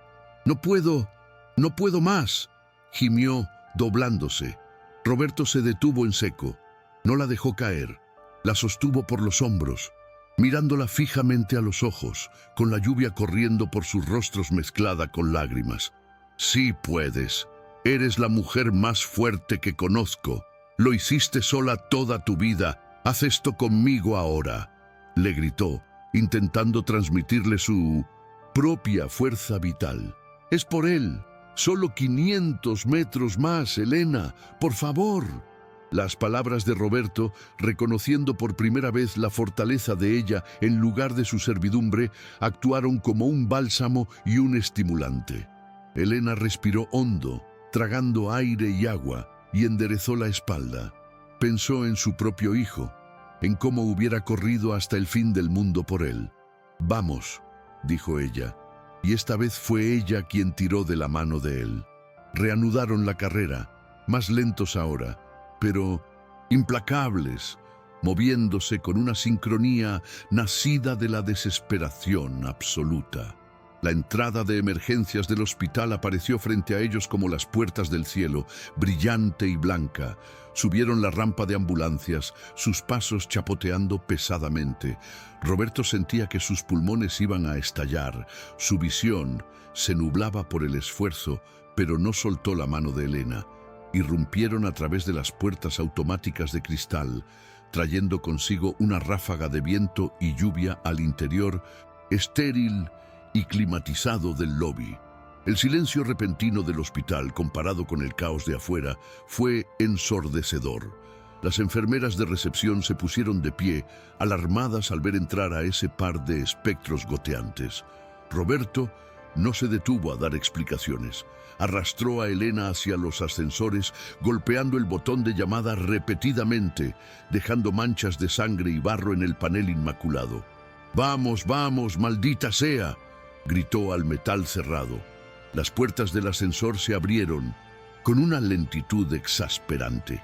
Entraron y Roberto presionó el botón del piso 4. Cuidados intensivos pediátricos. El ascensor comenzó a subir. Roberto miró los números digitales cambiando. 1, 2. Miró su reloj. 9:55 p.m. 5 minutos. Solo 5 minutos separaban la vida de la muerte. Elena se apoyó en la pared del ascensor, cerrando los ojos, rezando en silencio. Roberto la miró y, en ese espacio confinado, sintió el peso aplastante de lo que estaba a punto de suceder. El ascensor se detuvo en el cuarto piso con un timbre suave. Las puertas se abrieron y el caos los golpeó de frente. Alarmas sonaban por todo el pasillo. Luces rojas giraban sobre la puerta de la habitación 402. Un equipo de reanimación corría con un carro de paro hacia allí. Roberto sintió que el suelo desaparecía bajo sus pies. Corrió hacia la habitación, con Elena siguiéndolo de cerca. En el umbral, el doctor Castillo estaba inclinado sobre el pequeño cuerpo de Mateo, realizando compresiones torácicas manuales. «Lo estamos perdiendo. Adrenalina, ahora», gritaba el médico. Roberto soltó un grito desgarrador desde la puerta. «¡Aquí está! ¡La traje! ¡Tomen su sangre!». El médico levantó la cabeza, sudando, y sus miradas se cruzaron en el filo exacto entre la esperanza y el final. Llegaron a tiempo para que la transfusión funcione o el corazón de Mateo ya se ha detenido para siempre. La respuesta te dejará sin aliento. Suscríbete y activa la campanita, porque el final de esta historia está a punto de cambiarlo todo. Estoy escribiendo el bloque clímax. El caos dentro de la habitación 402 era una coreografía frenética de desesperación clínica, donde el sonido agudo y continuo del monitor cardíaco anunciaba la ausencia de vida. El doctor Castillo, con la camisa empapada en sudor, comprimía el pecho minúsculo de Mateo con un ritmo violento y mecánico, tratando de forzar al corazón detenido a latir una vez más. «¡No hay pulso! ¡Carguen el desfibrilador a 10 julios!», gritó, ignorando la entrada tempestuosa de Roberto y Elena. La habitación olía a alcohol, ozono y miedo. Roberto se quedó paralizado en la puerta, viendo el cuerpo inerte de su hijo sacudirse bajo la fuerza de las compresiones, una imagen que se grabaría en su retina para siempre. Elena, sin embargo, no se detuvo. Empujó a una enfermera que bloqueaba el paso y se acercó a la camilla, extendiendo su brazo mojado y sucio hacia el médico. «¡Estoy aquí! ¡Tengo la sangre!», gritó, su voz rompiendo la burbuja de pánico del equipo médico con una autoridad nacida de la supervivencia. Castillo levantó la vista, sus ojos desorbitados enfocándose en la mujer que acababa de aparecer como un milagro en medio del desastre. Vio los papeles en la mano de Roberto, vio la determinación en los ojos de Elena y tomó una decisión que iba en contra de todos los protocolos sanitarios modernos, pero que era la única opción restante.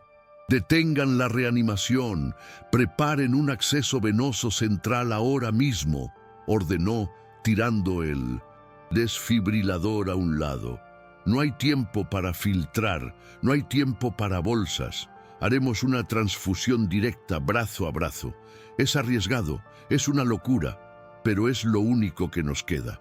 Las enfermeras corrieron a buscar los kits de transfusión de emergencia, arrastrando una camilla vacía para colocarla justo al lado de la cuna térmica de Mateo. El tiempo se había acabado. Ahora jugaban en tiempo prestado, robándole segundos a la muerte. Elena se subió a la camilla auxiliar sin que nadie se lo pidiera, acostándose paralela al niño que había cuidado con tanto amor.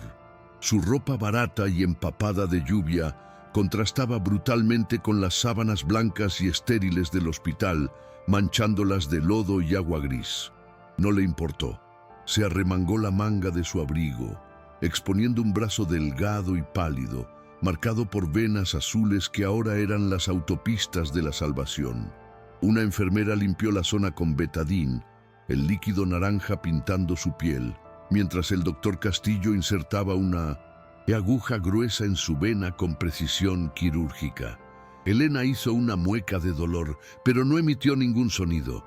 Sus ojos estaban fijos en el rostro cerúleo de Mateo, enviándole una plegaria silenciosa. «Aguanta, mi niño, ya voy», susurró, mientras la sangre comenzaba a llenar el tubo transparente. La conexión se estableció. Un tubo de plástico flexible unía ahora el brazo de la mujer pobre con el cuerpo del heredero millonario, creando un cordón umbilical artificial que desafiaba todas las barreras sociales que Roberto había construido. El médico conectó el otro extremo al catéter central en el pecho de Mateo. Roberto, observando desde los pies de la cama, vio el momento exacto en que el líquido carmesí, oscuro y rico, comenzó a fluir de Elena hacia su hijo. Era una visión hipnótica y visceral. La sangre, esa sangre dorada, RH nulo, tan rara que era casi mítica, avanzaba por el tubo impulsada por la gravedad y la presión arterial de Elena, llevando consigo oxígeno, vida y, sobre un perdón inmerecido.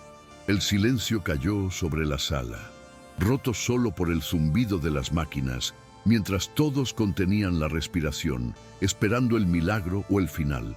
Mientras la transfusión continuaba, Silvia, la esposa de Roberto, que había estado llorando en un rincón de la habitación, se acercó temblorosa. En sus manos sostenía el delantal de Elena, el mismo que Roberto había tirado antes.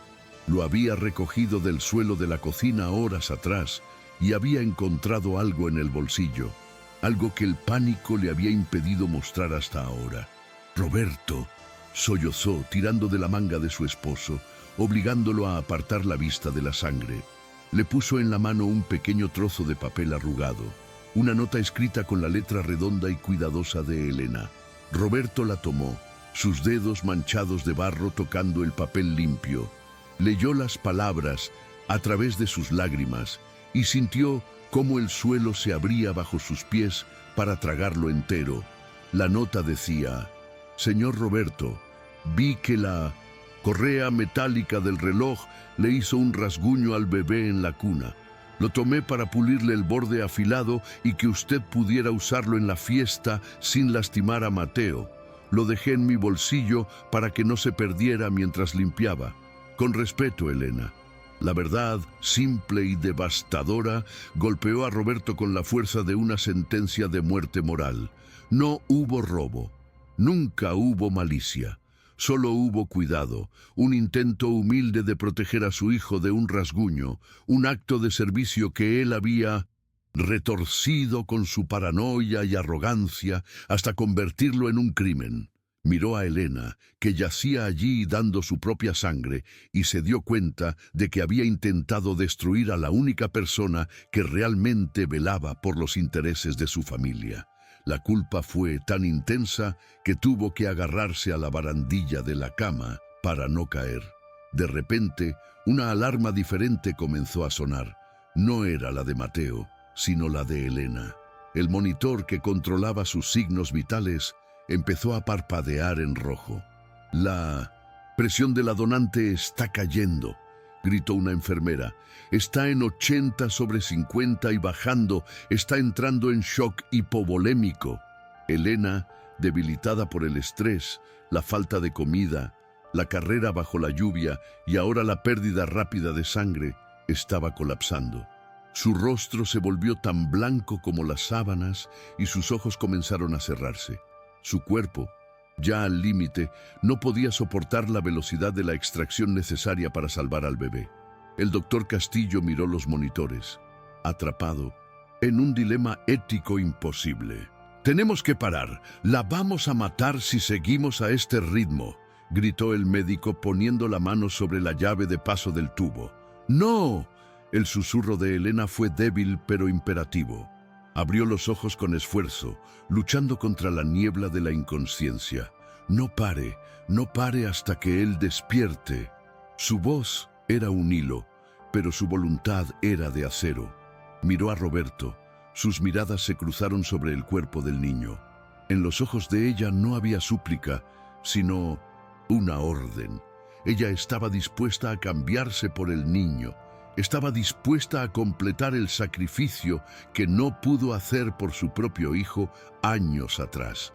Roberto quiso gritar que pararan, quiso salvarla, pero el egoísmo del padre chocó con la moral del hombre. Se quedó mudo, llorando, permitiendo que el sacrificio continuara, convirtiéndose en cómplice de un acto de amor supremo que lo hacía sentir aún más pequeño. El monitor de Mateo cambió de ritmo. El pitido monótono y lento se aceleró ligeramente. «Bip, bip, bip». El color azulado de sus labios comenzó a desvanecerse, reemplazado por un tono rosado tenue que se extendía desde su pecho hacia sus extremidades. La sangre de Elena estaba funcionando. Los glóbulos rojos compatibles estaban inundando el sistema del bebé, capturando el oxígeno y reactivando sus órganos. «El ritmo sinusal está volviendo», exclamó Castillo, incrédulo. «La saturación está subiendo al 85%. Está respondiendo». Era el triunfo de la biología sobre la muerte, alimentado por la entrega total de una mujer que no tenía nada material, pero que lo estaba dando todo biológicamente. Pero el costo se cobraba en la camilla de al lado. Elena soltó un suspiro largo y tembloroso. Su cabeza cayó hacia un lado y su mano, que había estado apretando la sábana, se relajó por completo. El monitor de ella emitió un zumbido continuo y alarmante. «¡La donante está en paro! ¡Cortad la transfusión ahora!», gritó Castillo, cambiando su atención de inmediato. Cerró la vía con un movimiento brusco y giró el cuerpo de Elena. Roberto sintió un frío polar en el pecho. Había salvado a su hijo, pero había matado a su salvadora. «¡Elena! ¡Elena! ¡No!», gritó, acercándose a ella, sacudiéndola suavemente, manchando su abrigo con sus propias lágrimas. El equipo médico se dividió. 2 enfermeras y un residente trabajaban frenéticamente sobre Elena, elevando sus piernas, inyectando fluidos expansores de volumen a presión en su otro brazo, colocándole una máscara de oxígeno. «¡Vamos, Elena, quédate con nosotros!», urgía el residente. Roberto estaba atrapado en medio de las 2 camas, un purgatorio de su propia creación. A su derecha, su hijo comenzaba a moverse y a llorar, un llanto débil pero maravilloso que anunciaba la vida. A su izquierda, la mujer que lo había hecho posible yacía inmóvil, pálida como la cera, al borde del abismo. El sonido del llanto del bebé y las órdenes de resucitación se mezclaban en una cacofonía que juzgaba el alma de Roberto. Castillo revisó el pulso carotídeo de Elena, sus dedos presionando con fuerza el cuello delgado. Segundos eternos pasaron. Roberto contuvo el aliento, prometiendo a todos los dioses en los que no creía que si ella vivía, él cambiaría, que daría todo lo que tenía, que se arrastraría si fuera necesario. El médico soltó el aire que tenía contenido. «Hay pulso. Es filiforme y débil, pero está ahí. Estabilícenla. Necesita glucosa y fluidos. Rápido». Ha estado a 1 segundo de irse. La tensión en la habitación se rompió como una cuerda demasiado estirada. Las enfermeras suspiraron y Roberto cayó de rodillas entre las 2 camas, aplastado por un alivio tan grande que dolía físicamente. El llanto de Mateo se hizo más fuerte, llenando la habitación, reclamando su lugar en el mundo. Era el sonido de la victoria, pero una victoria que olía a sacrificio. Roberto se levantó lentamente y miró a su hijo, que ahora tenía las mejillas sonrosadas, vivo gracias a la sangre que corría por sus venas, sangre que no era de su linaje aristocrático, sino de la mujer humilde que dormía exhausta a su lado. Miró la nota arrugada que aún tenía en la mano, la prueba de su propia ceguera. Se acercó a Elena, le apartó el pelo sudado de la frente con una delicadeza que nunca había tenido con ella antes y besó su frente sucia. En ese momento, en esa habitación de hospital llena de pitidos y cables, el arrogante Roberto murió y un hombre nuevo, roto pero real, comenzó a nacer. Historia, ¿te está gustando? Deja un like y suscríbete al canal. Ahora continuamos con el vídeo. La tormenta que había azotado la ciudad durante la noche oscura del alma de Roberto finalmente amainó, dando paso a un amanecer gris y sereno que se filtraba tímidamente por las persianas del hospital. En la habitación 402, el silencio ya no era un presagio aterrador de muerte, sino un bálsamo reparador y necesario. Roberto permanecía sentado en una silla incómoda entre las 2 camas, todavía con su traje de diseñador destrozado y manchado de barro seco, negándose rotundamente a irse a casa para cambiarse o descansar. No podía apartar la vista de la escena milagrosa frente a él. Su hijo, respirando rítmicamente con un color rosado y saludable en sus mejillas, y Elena, que dormía profundamente bajo el efecto de los sedantes y los sueros recuperadores. La conexión física de los tubos plásticos había desaparecido, pero Roberto sabía, con una certeza absoluta que un vínculo invisible e indestructible se había forjado en esa habitación para siempre.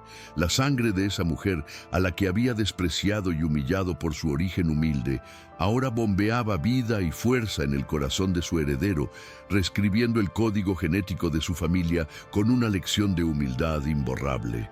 Cuando Elena abrió los ojos horas después, parpadeando confundida ante la luz de la mañana, lo primero que vio no fue a un jefe tiránico ladrando órdenes, sino a un hombre despojado de toda su armadura de arrogancia.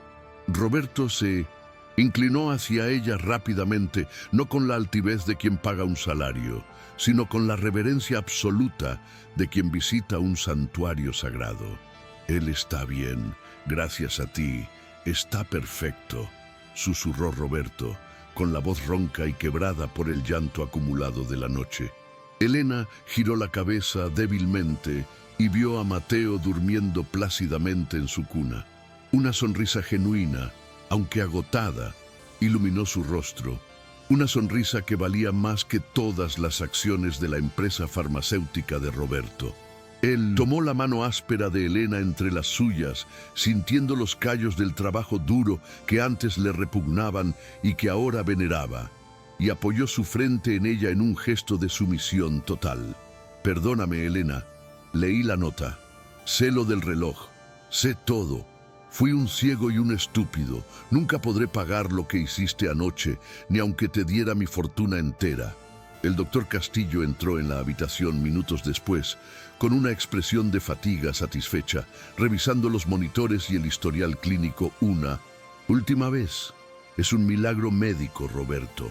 La compatibilidad es del 100% y la recuperación de ambos es asombrosa. Es como si biológicamente hubieran nacido para salvarse mutuamente en este momento preciso», comentó el médico, mirando a Elena con profunda admiración profesional y humana. Roberto se puso de pie, irguiéndose con dignidad a pesar de su aspecto lamentable de náufrago urbano. «No es solo un milagro médico, doctor. Es un milagro de bondad que yo no merecía en absoluto». Miró a su esposa Silvia, que lloraba silenciosamente en el rincón, y luego se dirigió al personal médico presente con voz firme. «Quiero que todos sepan que esta mujer no es mi empleada doméstica, es la salvadora de mi hijo. Desde hoy, Elena es parte fundamental de esta familia, tiene mi sangre corriendo en mi hijo, tiene mi respeto absoluto y tendrá mi gratitud eterna».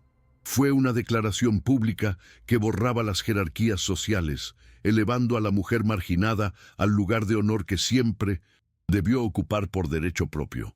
Roberto metió la mano en el bolsillo de su pantalón sucio y sacó el Patek Philippe, el objeto inanimado y brillante que casi había costado 2 vidas inocentes. Lo miró con profundo desdén, viendo ahora solo un trozo de metal frío, pesado y sin alma, un símbolo de su antigua vanidad.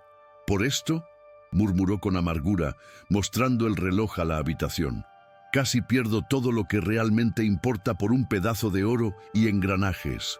Se giró hacia Elena y le ofreció el reloj, no como un pago insultante, sino como una prueba física de su transformación interna. «Véndelo, tíralo, regálalo, haz lo que quieras con él, ya no lo quiero cerca de mí. Me recuerda al hombre miserable que era ayer y ese hombre está muerto».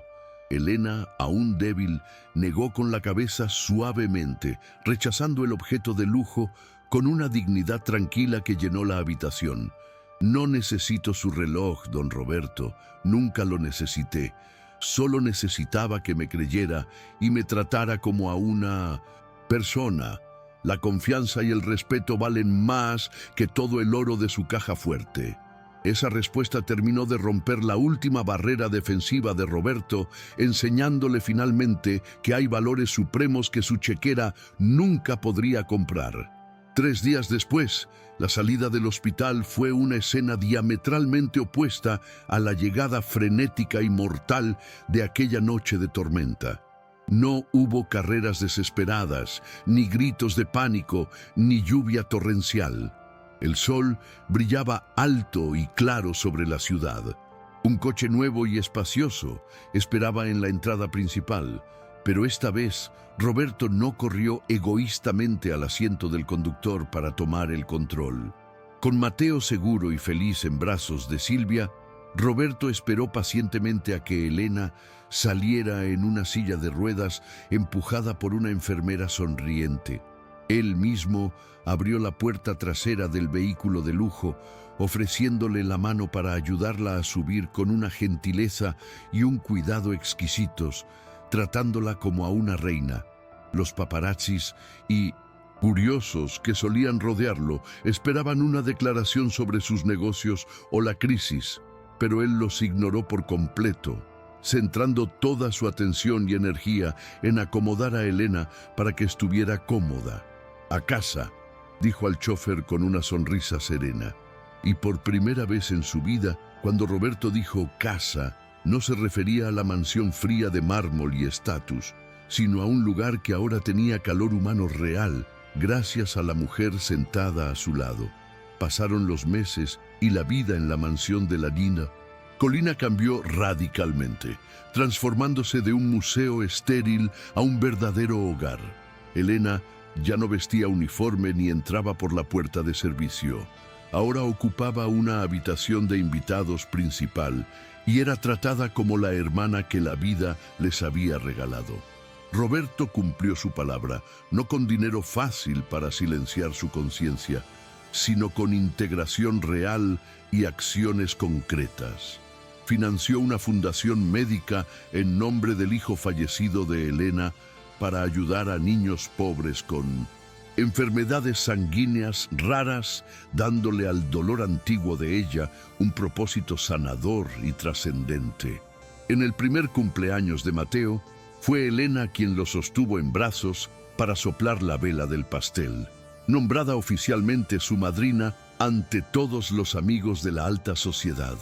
Roberto observaba la escena desde lejos, con una copa en la mano, viendo cómo su hijo abrazaba con amor a la mujer que le dio la vida por segunda vez, comprendiendo finalmente que la verdadera riqueza no estaba en cuentas bancarias suizas, sino en la gente leal que decide quedarse a tu lado, incluso cuando has mostrado tu peor cara.